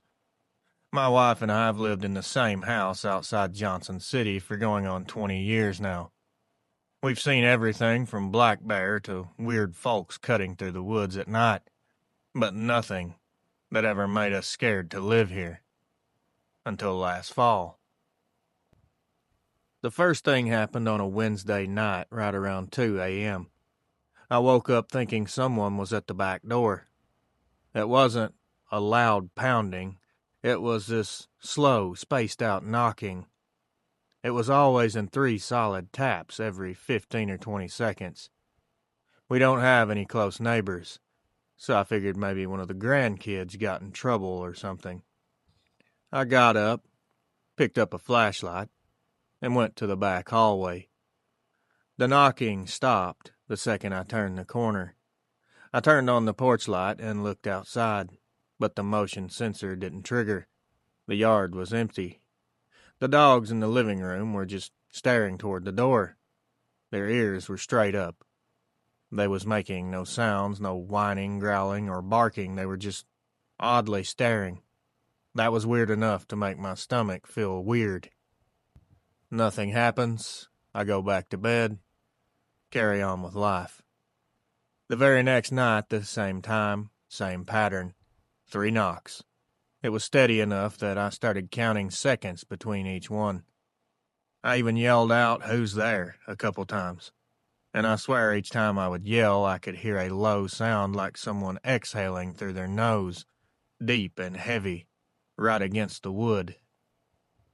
When I opened the curtain, the only thing I caught was a smear of black hair or fur right below the window. It moved before I could focus the flashlight, like it ducked down out of sight. By the third night, I decided I'd be ready. I waited in the dark with my phone camera open and the back porch light off. Sure enough, at 1:58 a.m., the 3 knocks came, dead even. I hit the light switch. What I saw, only there for a split second. A very broad and tall figure pressed up against the door. Its hand, if you could call it that, was wide with long fingers that bent in wrong directions. Its nails were scraping into the frame like it was trying to break the door frame or test the grain. Its head was way up there. I could see part of its face in the glass, but only part of it. It was too tall. I could see half of a canine snout. I could see a yellow eye reflecting. It was about the size of a dime, if I had to guess. They were faced in the front like a predator, and they were spaced apart because this animal's head was huge. I didn't think. I fired one shot through the bottom of the door with my .38 and heard it crash into the steps outside. The dogs went berserk. When I opened the door, there was blood smeared all over the wood, but no body, no drag marks, there was nothing else. It never came back, no more knocking, but for weeks we would find weird prints. They were too big to be a dog, but they were definitely canine. We followed them, and most of the time they would circle the back of the house. The easiest time to find them would be after every rain. Whatever it was, it did not seem to care that it left prints behind. My wife still won't use that door if it's dark out. We replaced it with steel, but she says it doesn't matter if it wanted in. She told me it could get in, and I have to agree. I don't know what dogmen are. I don't even know for sure that that's what I saw, but what else could it have been? I've lived here my whole life. I know what black bear tracks look like. These weren't bear. They were human-shaped with claws that bit deep enough to chip the concrete steps. You tell me what kind of canine is so big and heavy with claws sharp enough to chip concrete steps. I'll wait. Rick and Paula H., Washington County, Tennessee. The subject line of this next email says, Reels, it tried to break down my door. And this one is from Kentucky. Hey man, I'm not sure how to start this. I'm not much of a writer. I just figured if anyone's going to want to hear this, or it could be spread around to help someone else, you would be the guy. Been listening for a while. Anyway, this happened in March of last year, just outside of London, Kentucky. I'm a single dad. I live in a double wide with my daughter, Emma. She's 13 now. Anyway, it was in the middle of the week, and it was one of those spring storms that just kind of sits over you for hours. It makes you wait for the catastrophe to hit. There was wind, thunder, the whole thing. Emma had gone to bed early because she had a test the next morning. I was sitting in the living room watching the Weather Channel when I heard something slam into the back porch. It sounded like a tree limb maybe fell, except it didn't sound like wood hitting wood. It sounded more like meat on metal. I got up thinking maybe part of the roof tin came loose. Before I even reached the kitchen, the motion light clicked on, and I saw this shadow move past the window. Not a small one either. It was definitely upright. It was definitely big. And this thing was fast as hell. The doorknob started rattling violently, not jiggling like a person trying to sneak in. I mean, twisting and yanking hard enough that the whole door was flexing. I heard Emma scream from down the hall, asking who is out there, what's going on, and I told her to stay put and lock the door. I grabbed a 20 gauge from the corner closet and yelled out that I was armed. The second I said that, something hit the door so hard the top hinge popped a screw. I fired through the screen, just a warning shot, really, and everything went dead quiet except for the rain. When I finally worked up the nerve to open the door, there were these huge gouges, 5 of them, running straight down the metal door like somebody had grabbed and pulled. They were deep enough to catch your fingernail in. That's pretty damn deep. I called the sheriff's office. A deputy came out, took one look, and asked if I had anyone mad at me or any enemies. When I told him what I saw, he just smirked and said it was probably just a bear then. I've seen bears. This thing's shoulder was above the window line. It wasn't a damn bear. This thing was probably 9 feet tall, if I had to guess. The next day in the daylight, I found a few weird-looking prints down the mud line behind the porch. They weren't boots. They weren't paws either. They were long, narrow, and you could see where something like claws had been pressed into the mud like nails digging in. I patched the door, replaced the hinge, and I haven't let my daughter sleep on that side of the trailer since. She still brings it up all the time when it storms especially. Says she hears heavy breathing at her window sometimes. Maybe you'll read this on your channel. I just needed somebody to believe me because around here, if you talk about stuff like that, you're either drunk, crazy, or you're told to shut up and don't talk about it. I appreciate you taking the time to read this. You're a great guy, and I truly respect you. Mark, Laurel County, Kentucky. This is a wild one. Well, they're all wild, but trust me, this one is, yeah. Hey, Reels. Now, I've gone back and forth with myself at least a dozen times about whether I wanted to do this. This has been sitting in my drafts folder for 2 weeks. My wife says I'm making too much of it, but she didn't see what I saw that night. We live outside of Marquette, Michigan, about 15 minutes from town, just off County Road 550. The house was built in the 60s. It's old block basement, oil furnace, low ceilings. We bought it because of the location. Quiet, cheap, kind of tucked back into the woods. It's too quiet sometimes, honestly. The first strange event took place in December 3 years ago. I kept hearing noises down in the basement after midnight. Not creaks or pipes, this was actual movement, like someone dragging their foot slowly across the floor. I'd go down there with a flashlight and a pistol, and I would find nothing or no one. Then I'd come back up and find the dog pacing at the top of the steps.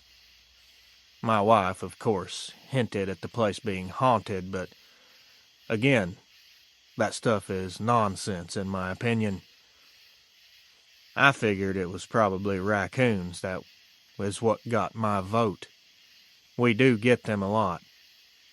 But the smell changed one night. It wasn't that musky animal smell that you'd expect from a raccoon. It was like wet iron, maybe blood. It's hard to explain. The air just felt thicker. Everything felt heavy. You could feel a dark presence. If anyone knows, they'll understand. Anyway, fast forward to the week before Christmas. It was one of those long snowstorms that stacked up 2 feet overnight. I remember because the plow hadn't come through yet. Around 10 that night, I was sitting on the couch half asleep when the power started flickering. It flashed once, twice, and then completely cut off. Total blackout. The only light was from the wood stove through the hallway. I went down to the basement to flip the breaker, which I'd done before during storms. The flashlight caught the frost coming off my breath. It's always cold down there, but this time it felt like walking into a freezer. I turned the corner toward the breaker box, and something had torn the insulation out from behind the furnace. It looked like something had crawled in from the outside vent. There was snow blown halfway across the floor and these wet prints. Just long impressions like fingers dragging. When I crouched down, that smell hit me again. Metallic. My flashlight started dimming right then. I don't know if it was the batteries or what, but the light faded until I could barely see. That's when I heard it breathing behind the furnace. These deep, slow breaths with a whistle at the end of each inhale like a lung full of fluid. I whispered my wife's name, praying, even though I knew, but she didn't answer. I backed up, hit my shoulder on the wall, and dropped the flashlight. It spun around on the floor, and in a split second it flicked on, before it went out completely. I saw the side of something's face peeking from behind that furnace. It was gray. It looked wet, and it had coarse hair running up its jawline. The eyes caught what little light was left and reflected a yellow, amberish color. I ran up the stairs so fast I hit my shin on the top step. I slammed the door and locked it. I dragged the kitchen table over it without even thinking. My wife came out, panicking, saying, "What are you doing?" But I couldn't even talk for a minute. I was out of my mind. We called the cops the next morning. He came out, went down there, and said he didn't see anything. He pointed out that the vent was loose and probably a raccoon had got in and spooked me. I asked him if he'd ever seen a raccoon pull a steel vent cover off the outside wall. He just looked at me and didn't answer. Yeah, I didn't think so. We moved out of there 3 months later.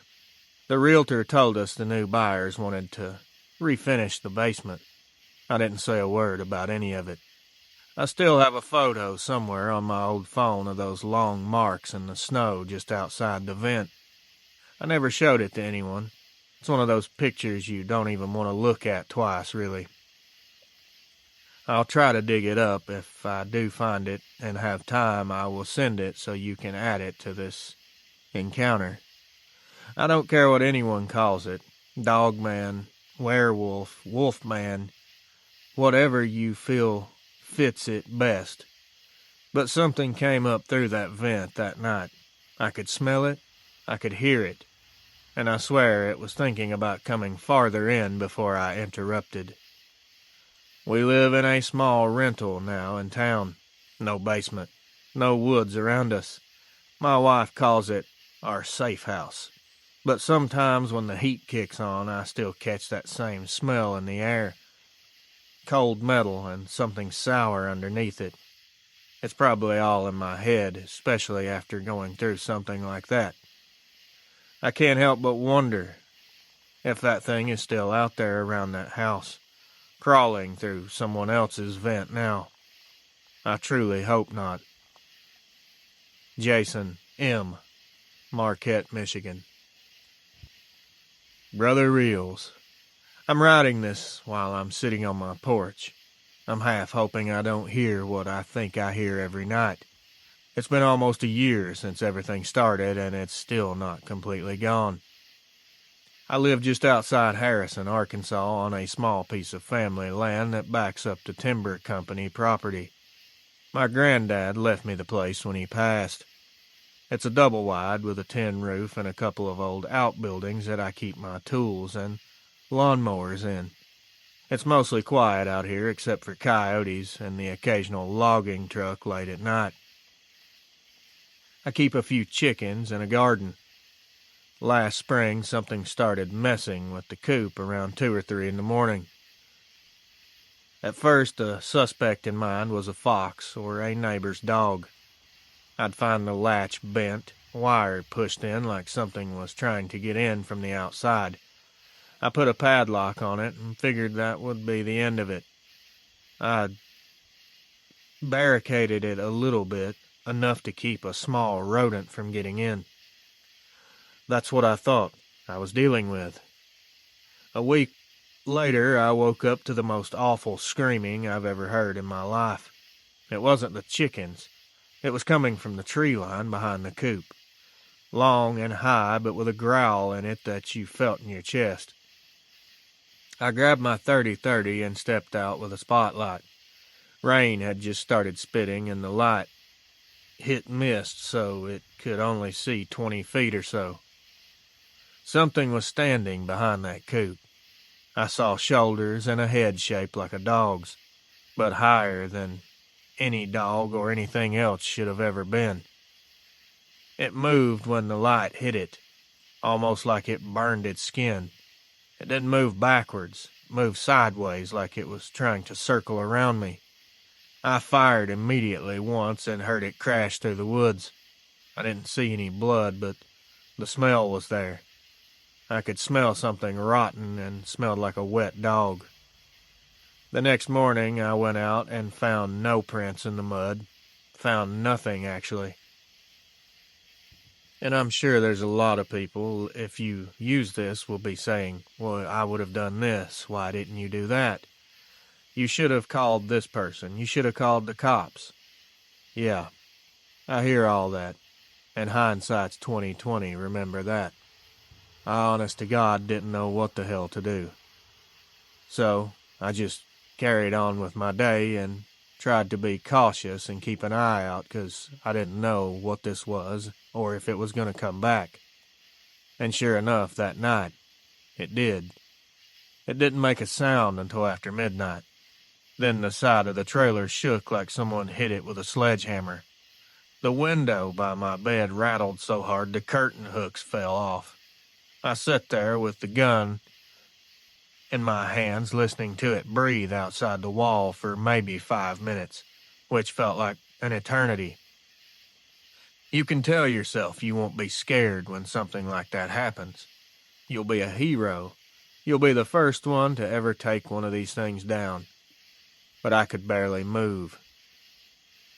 For a few weeks it was a pattern, always between 1 and 3 in the morning, sometimes scratching on the walls, sometimes just pacing. I set trail cameras around the coop in the backyard. All I got were blurry frames where the lens was fogged on the camera and it was tilted.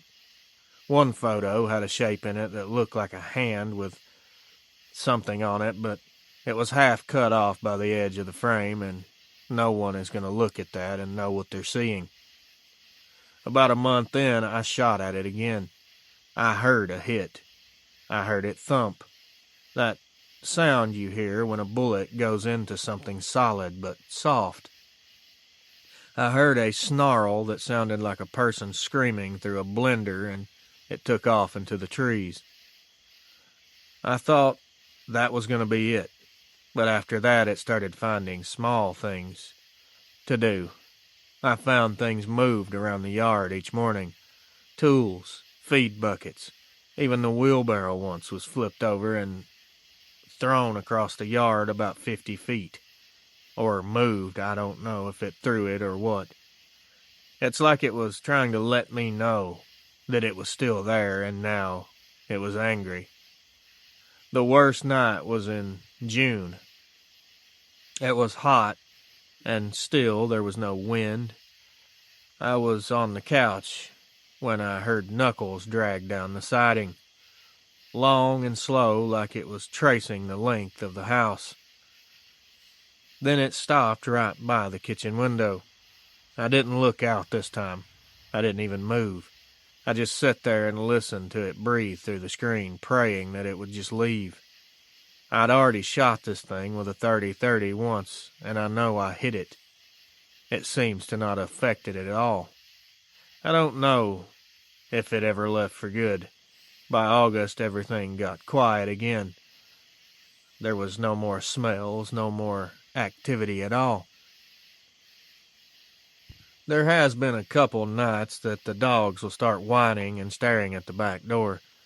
I'll go out and check, and I'll find nothing. Just the edge of the woods and a little bit of fog every now and then moving in the trees. Any type of movement now completely freaks me out, and I go into defense mode. These things will take a mental toll on you, like you can't believe. People around here still say it was a bear, or maybe someone out there messing with me. Yeah, sure. Someone that took a round from a 30-30 and just kept coming back for more. Fine, let them think that, I guess. I know what was out there, I know what I saw, and I know what I heard. Whatever it was, it learned that I could shoot at it. It learned that I could hurt it. But it also learned that I live alone. I keep 2 guns loaded now, and a floodlight on the coop.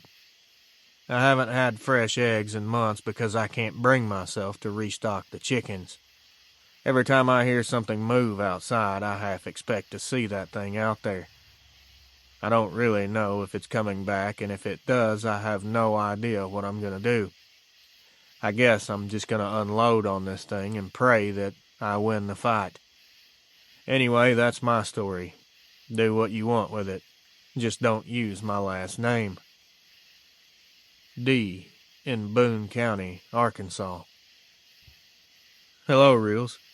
I'm not even sure what I'd call what happened to me. Maybe incident is the right word. I still drive that same road every day for work, but only during daylight now. I'll give you the rundown as best I can remember it.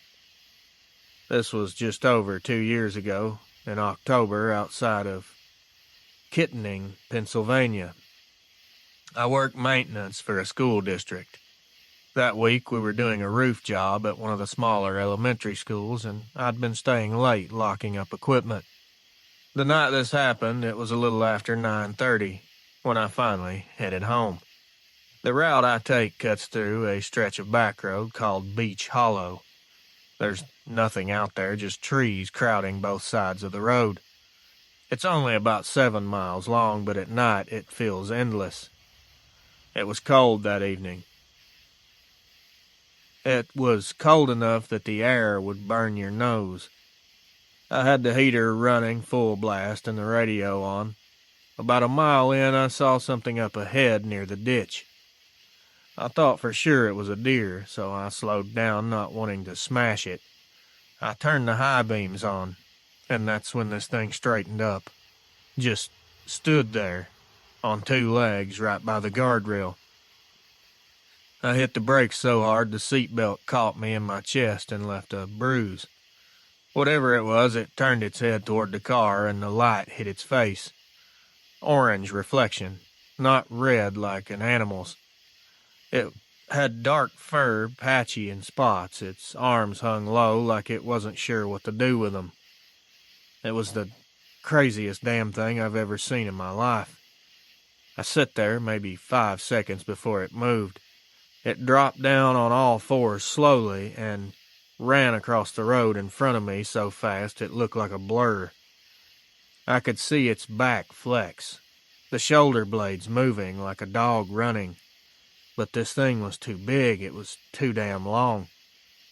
I remember the sound of its nails hitting the road and sharp clicks, 4 or 5 of them before it was just gone into the trees on the other side.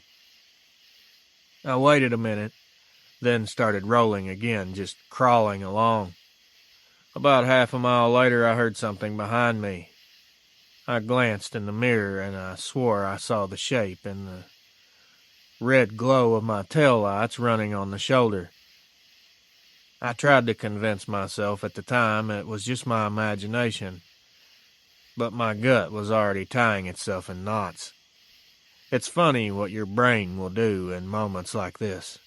You try to convince yourself that what you're seeing with your own eyes isn't really there. By the time I hit the next turn, I couldn't see anything. I sped up, just wanting to reach the main road. Then there was a thump from the back end of the car, like someone had dropped a sandbag onto the trunk. I looked in the mirror again, and there was nothing there.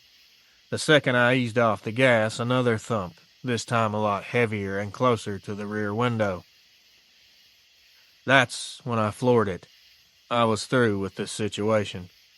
I didn't care what it was. I knew it was big, and it was scary, and it was after me. That's all I needed to know. The car started fishtailing on the wet pavement, and something slammed into the rear quarter panel. I could hear something that sounded like a knife on metal. I remember screaming out loud, just yelling nonsense. When I hit 60, it finally slid off the car. I made it home maybe 10 minutes later and sat in the driveway with the lights still on. I couldn't even move. I finally forced myself out to look. There were these huge gashes in the trunk lid. 5 parallel lines cut deep into the paint. They were almost deep enough to hit metal. The back window was smeared with mud or grease like a handprint, but too wide to be human or animal. I didn't sleep at all that night. Every time a car would pass by, the light would hit my curtains and I'd think it was back. The next morning I went to work like nothing happened, but I took a detour around Beach Hollow. 2 days later, my buddy from the shop said, "What the hell happened to your car?" I just told him I backed into something. I didn't want to explain it. A few weeks later, I got curious and went back through there in the daytime. I stopped where it crossed the road. I didn't see anything suspicious or anything that I could use as, yeah, this thing was really here. I guess I was trying to prove to myself it wasn't real, even after seeing the damage to my car. I still drive the same car, but the damages, of course, have been repaired. It just felt like proof of something no one would believe anyway. What good does it do you to have any kind of proof it's all fake and a hoax, right? Yeah, I'm gonna destroy the trunk of my car just to trick someone into believing my story. That doesn't even make sense. I'm not quite that pathetic and lonely. I've never really discussed it fully with my wife. She just knows I won't drive that road anymore, especially after dark. I'll take the long way around every time. 20 extra minutes. It's cheaper than the kind of nightmare that road gave me that night. I hope one day we figure out what these things are, or what their purpose is. I personally think there's some sort of supernatural biblical explanation, but that's a different email. Rob, Armstrong County, Pennsylvania. Hey, Reels. I know you've heard a lot about Bray Road and the stories out there before, but I doubt many people actually realize there's more to that area than the road itself. I live a few miles outside Jefferson, Wisconsin, not far from the St. Coletta grounds. I've worked maintenance there for 6 years, and until this happened, I would have laughed at anything with the word Dogman in it. The property sits on land that used to be part of an older mission school. There are burial mounds along the back edge of the campus, old, grassy humps that predate any of the buildings. We're told not to mow too close because they're protected historical sites. I'd seen raccoons, foxes, and every stray coyote nosing around those mounds after dark. But what I saw last summer damn sure was not any of those. It was mid-July. Hot, humid, even after midnight. I was finishing my last patrol before locking the tool sheds. I had a big mag light and my little electric cart parked on the sidewalk. The campus was dead quiet, except for frogs in the pond. As I came up the service road that runs behind the chapel, I saw movement near the fence line by the mounds.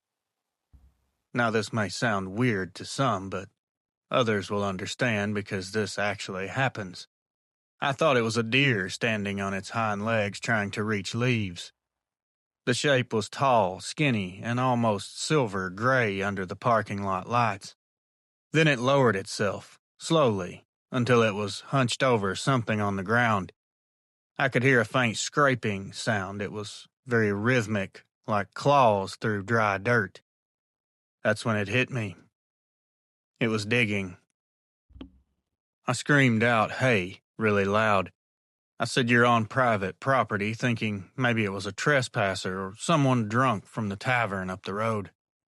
This thing froze, then turned its head toward me without moving the rest of its body. The eyes caught my flashlight beam and glowed orange, almost a gold color. Same as a dog's eye shine, but the head, it was not that of a dog. It was too large. It was too broad across the crown. The ears tall and pointed. The muzzle was short, but it was thick. I backed up and keyed my radio, but the only sound I got was static. When I looked again, it was standing upright. The mound behind it looked half collapsed, fresh soil coming down the slope. It sniffed the air a few times, then took 2 steps forward, silent steps. But the posture was all weird. The shoulders were moving like something that was used to being all fours, but could easily try to balance upright as well. I won't sit here and lie about it. I ran. I jumped in the cart and took off. The headlights were bouncing all over the place. I didn't stop until I reached the main gate. It all feels like a blur, like a split second. When I looked back, the light was on the shape and it was crossing the road behind me. This thing was extremely fast and it was hunched weird forward. Its arms were long enough that the hands brushed the ground as it moved. The next morning, the security cameras showed nothing useful, just some motion alerts and static bursts around 12:40 a.m. But maintenance found one of the wooden marker posts that the mound split down the middle, like something had crushed it. We logged it as storm damage and forgot about it. About a week later, Father, redacted, asked me if I'd been near the mounds that night. I told him I had. He lowered his voice and he said we've had someone seeing that thing before, decades ago. Then he kind of veered away from the conversation. I haven't done any night patrols since then, but they switched my shift to mornings. I did not complain at all. I was pretty happy about it, to be honest. Every now and then, when I'm unlocking the chapel doors, I can still look out there and get a chill up my spine. This thing was just unreal. It can't be explained through an email. I know people think they know just from listening, but trust me, you don't. I couldn't tell you what this thing wants from those mounds, but I swear whatever's buried there, it keeps drawing that thing back for some odd reason. If anyone has any clues or have heard something about this before, I'd love to know. Jefferson County, Wisconsin. Thanks, Reels. C. Hey, Reels. I'm not sure why I waited so long to send this. Maybe because I live not far from Land Between the Lakes, and around here, you learn real quick what happens when you talk about the beast. People either laugh or they go quiet like you just said a cursed word, which, in a way, I suppose it is. It was May of 2018, near one of those small cemeteries off the Trace Road. Locals call it the one with the rock, because there's this big flat boulder that sits right in the middle of the clearing. It's got cracks running through like it's been struck by lightning a few times. I used to walk there on evenings after work just to clear my head. It's peaceful out there in the daytime. That night I went later than usual, closer to the edge of dark. The air was thick and heavy. It felt like rain was on the way, but the sky was still clear. I parked at the little pull-off and walked the path in. You can see the headstones from the road if you know where to look. Most are sunken, just stones with no names left. My granddad used to say some of those graves went back before the Civil War. Anyways, I was halfway through placing flowers on a grave when I noticed everything had gone quiet. The tree frogs, the cicadas, even the wind, it all stopped. Then I started smelling this smell. It reminded me of wet fur and something like copper, metallic but sour as well. I thought maybe an animal, a deer possibly, had died nearby, and that was the smell source.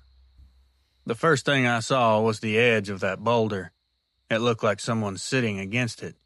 A very long shape, maybe wearing a dark jacket, but it moved. The whole jacket. Part rippled like muscle under skin. And I saw 2 pointed shapes and they rose up. Definitely ears. It wasn't sitting, it was crouched. It must have known I was there because it turned its head very slowly, and I could see the profile against the light. It had a snout, eye shine, long arms. It was huge, even when it was hunched down. I would say 7 feet if it stood up straight. It stared for maybe 2 to 3 seconds tops, then made this sound that I still hear when I dream. It was low and deep, but wet. Sounded like air being forced through a hollow pipe. That's the best I can describe it here. I dropped the flowers and ran. I didn't even think about the car keys till I hit the gravel lot. When I looked back, it was standing by that rock, full height now, towering over the stones. I could see its fur blowing in the wind that wasn't even there. I got in my car, locked the doors, and took off. It didn't chase me. It didn't have to. Before I left, I looked one more time and saw it walk around the boulder and disappear into the trees behind the graves. It was moving slow, like it wasn't afraid of me or anything else in the world. A week later, I went back with my brother during the day. The rock had some weird scratches on it, deep vertical, straight through the rock like claws had raked it clean. Now, I can't say for sure this was from that creature. A lot of people go out there. It could have been anything. He said it was probably kids with pocket knives. I agreed. The very next month, the county trimmed the trees around the lot and put a small fence across the path, supposedly to keep vehicles out. The sign says restoration area, no entry. I haven't been back since. But if you ever drive through LBL around dusk and see a pull-off with a little white cross and an overgrown path, you might be looking right at it. The one with the rock. I'd just keep on driving if I were you. Callaway County, Kentucky. Anonymous. I would have never done this, but I've listened and I've heard you mention Ohio so many times already in your uploads. So I figured why not stack my story into the mix. I used to work for a small landscaping company that did contract maintenance for Green Lawn Cemetery in Akron. It's a huge place. Real pretty during the day. Rolling hills, old oak trees, all that. But it's different after it gets dark. Everything out there feels like it's watching you. In 2015, we had a job putting in new irrigation lines along the lower road that runs past the old family plots. It was early September, hot during the day, but the ground stayed cool and damp in the shade. We'd been falling behind schedule, so my boss asked me and another guy to stay late and finish a trench run. He brought a portable floodlight and one of those gas-powered trenchers. By the time we got started, the sun was gone. The light was completely behind the hills. The shadows were going across the headstones, making them look like people standing there. I hated it. The machine drowned out everything, so you couldn't hear anything, even though you were trying to talk. I remember thinking how strange that silence felt when the other guy cut the engine. It was like the whole world just shut off. We'd only been working an hour when we smelled it. It smelled like something dead, and I mean something rank. It smelled like old meat left in the sun for a couple of days. This was not your normal rot decay. I did not know what could have been putting off a stink like that. Occasionally there would be groundhogs or raccoons that would die nearby. The smell was nowhere near what I was smelling. The other dude grabbed a flashlight and walked a few yards toward the trees. He stopped and turned around and said there's something in the dirt up there. I followed his flashlight beam about 20 feet away on a small hill where a row of graves sits under a big maple tree. Something was low to the ground. At first, it looked like a huge dog digging. But it wasn't digging, it was pulling. You could see the dirt shifting as it dragged its hands through it. Yes, I said hands. The light hit it full on, and I still can't explain what I saw. This thing's shoulders were massive, the head shaped like a German shepherd's, but very wide. Its eyes were glowing an orange color. I've never seen anything quite like it. Its arms were long and skinny, and it didn't have too much room to reach down before touching the ground. The muscles under the fur flexed like it was built for power, not speed. I can't even describe how big this thing was. The other guy screamed, and that's when it looked at us. It turned its whole upper body instead of just its head. There was something in its mouth. I swear it looked like a piece of cloth or maybe leather. It dropped whatever it was, rose to its full height, and I realized it was standing in front of one of the newer graves we'd filled in just last month. I'm not even going to pretend that I can tell you exactly how tall it was, but the floodlight was 10 feet off the ground and its head came damn close to that beam. It made a noise that hit both of us square in the chest.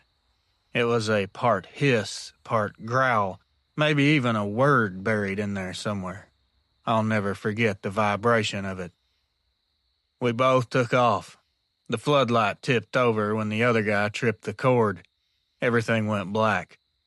That didn't stop us. We kept going until we were back in the truck on the main road. He wanted to go back for the equipment, but I said we'd come in daylight. There's no way I was doing that. This guy was insane. The next morning, all the trenching gear was there, untouched. But up on the hill, the dirt around the same grave was torn up again, like someone, or something, had clawed through the top few inches. The caretakers thought it was vandalism. They filed a report, locked the gates after dark for a few weeks, and that was that. I myself quit 2 months later. I still do landscaping, that's my livelihood, but I won't work cemeteries anymore day or night. The worst part is I still drive by Green Lawn a lot. Every time I pass that back road, I look up that hill without meaning to. It's a reaction, an involuntary one. It's the same spot where the big maple is, near Section 23. If anyone reading this decides to check it out, just remember, we weren't the first ones to see it. And I doubt we were the last. Keep that in mind. Ben R., Summit County, Ohio. My name's Ray, and I used to work for the city of Muskogee, Oklahoma. I was the guy who mowed, trimmed, and did general upkeep around the cemeteries. There are a few small ones on the edges of town, but the main one, Memorial Park, is where this happened. It's not an old cemetery at all, not like the ones with leaning stones and moss everywhere. This is clean, well kept, mostly flat with newer headstones and a few big trees along the fence. There's one area I always like the best, the veterans section. The city keeps a flagpole there with a concrete base and a short path lined with plaques. It's quiet, respectful, peaceful. This was the spring of 2019. I was finishing mowing along the north end late in the afternoon. The sun was down low, giving everything that beautiful golden glow. Even the cemetery was beautiful in that light. You could see the pollen floating through the air like dust. I remember thinking how still everything felt, even though there was a breeze earlier that day. The flag rope was swinging. I remember seeing it. It was just brushing against the pole every few seconds. You hear that clink. I thought nothing of it. Who would? Then out of the corner of my eye, I noticed it wasn't swinging randomly. It was moving like someone was pulling it down and letting it snap back up. I thought for sure a kid or maybe one of the visitors was messing around. I killed the mower, took my earbuds out, and called out, "Hey, you're not supposed to touch that." I was met with silence. I was met with not a sight of anyone or anything, just the path leading toward the oak trees. The rope kept moving. I walked over, a little spooked, but figuring it maybe the wind had wrapped it up. But when I reached the pole, the rope was taut. It was held from the bottom. I leaned down to grab it, and that's when I saw the hand. Not a human hand.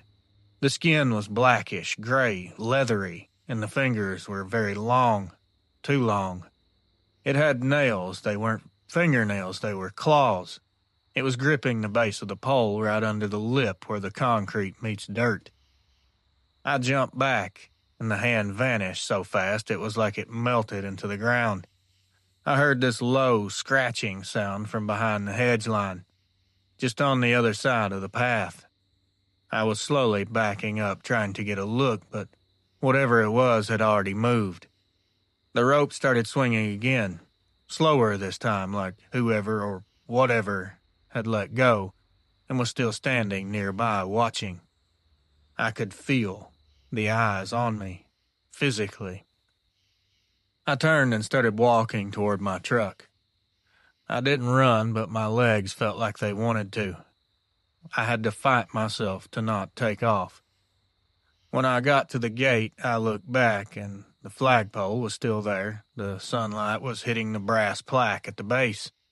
I could see something dark crouched behind the oak tree, half in shadow and half in light. This thing was tall, broad-shouldered, pointed ears that was catching the last bit of the sun before it dropped behind the trees. It's the only way I could see anything. If it would have been completely dark, I would have never seen this thing at all. I got in the truck and left like a normal, smart person. I didn't even shut the tailgate. The mower was still idling in the field when another guy came in to finish the shift. He said when he got there, the rope was wrapped around 3 times around the pole, very tight, like somebody had tied it off deliberately. I told my boss I thought vandals were sneaking in, but inside I knew it was something else. I just didn't know how to bring it up or explain it to someone else. Now whenever I visit the section for Memorial Day, I never go near that pole. There's just a weird vibe about that area now. I stay on the paved path, drop the flowers, and leave. You can call it whatever you want, but something about that place changed after that day. The air there feels extremely heavy now, oppressive, like someone's always standing right behind you, waiting for you to notice the presence. I don't know what happened that day. I can't explain it. Ray, Muskogee County, Oklahoma. Hello, brother. I drive for a funeral home down here and, oh boy.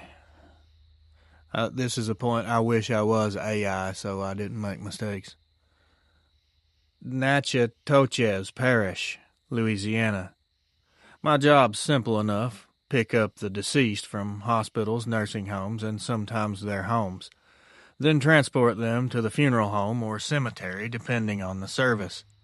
Most nights, it's decent, quiet work. You learn to appreciate the stillness after a while. This happened 2 summers ago in late July. We had a service that ran long because of a storm delay. By the time we wrapped up, it was pushing 9:45 p.m. St. Mary's Cemetery sits behind the old church off Highway 6. Blacktop road, big iron gate, lots of trees. I'd parked the hearse behind the maintenance shed because the driveway was flooded in spots. Everyone else had already gone home. The director, the family, even the groundskeeper. I was the last one out there, loading up the flowers and folding chairs into the back of the van we used for supplies. The frogs were so loud you could barely even think. I remember wiping sweat off my neck and looking toward the headstones, just making sure we hadn't left anything behind. And that's when I saw movement near the magnolia trees. I thought for sure it was one of those stray dogs that usually hang around after funerals. I'm sure everyone listening has probably seen this before. But this thing wasn't moving like a dog. This thing was moving very low to the ground. And then out of nowhere it just shot straight up like a bullet. I couldn't move. I was holding a folding chair halfway into the van. The floodlights by the church flickered twice from the storm, and in that second of darkness, I could swear I saw a shape taller than the fence post. Very wide at the chest, very long front appendages, which I would call arms. Its head was tilted slightly to one side like it was listening intently. I turned on the van's headlights. The beam hit a row of markers, and behind them, eyes. Not red, not yellow, but a dull, golden glow. It was like light shining through a bottle of beer. They blinked once, then disappeared. I jumped in the van, started it, and tried to just shake it off. I pulled around to the front drive where the hearse was parked, maybe 30-40 yards. That's when I saw it again, standing behind the hearse, one hand resting on the rear door like it was inspecting it. Now I'll stop here and say most people probably think I'm crazy for not panicking just yet. But in my line of work, I believe in paranormal. I have seen a lot of weird things. Now the headlights caught the side of its face. It had a very short snout. It had dark fur that looked matted from the humidity, and I could see teeth. It wasn't growling, but the lips were pulled back just enough to show the teeth. This thing was the biggest creature I've ever laid eyes on. It had to be 8 feet easily. I hit the horn without even thinking. The sound was loud and echoed through the cemetery. That thing jerked its head toward me and started moving immediately, very fast. It wasn't running, but it was moving pretty good. It was just these long strides across the pavement. That's when I started getting nervous. I threw the van into reverse and floored it. It crossed that whole open stretch in seconds. When I slammed into drive and spun the wheel toward the gate, I saw it in the mirror. It had dropped to all fours and was running alongside of the van. Its reflection flickered in the glass every few feet. Eyes, claws, fur flashing under the passing light. I made it through the gate and onto the highway. The rearview mirror showed nothing but black. But just before I reached the turn, toward town, I caught something standing in the ditch under the streetlight. It was watching, very still, unmoving. I kept going, didn't even blink until I hit the next intersection. The next morning, I came back for the hearse with my boss. The back door handle was completely bent, like someone had tried to pry it open. He thought it was vandalism, someone tried to break in. I didn't say a word. That week, the groundskeeper told me he'd been hearing dogs out by the maintenance shed every couple nights. Except these weren't barking. He explained it as a very deep growling, and they were pacing and circling. Nowadays, it's changed me in ways I can't describe. I try my best to not even do anything, any type of moving at nighttime. People ask why, and I just say I prefer the sun.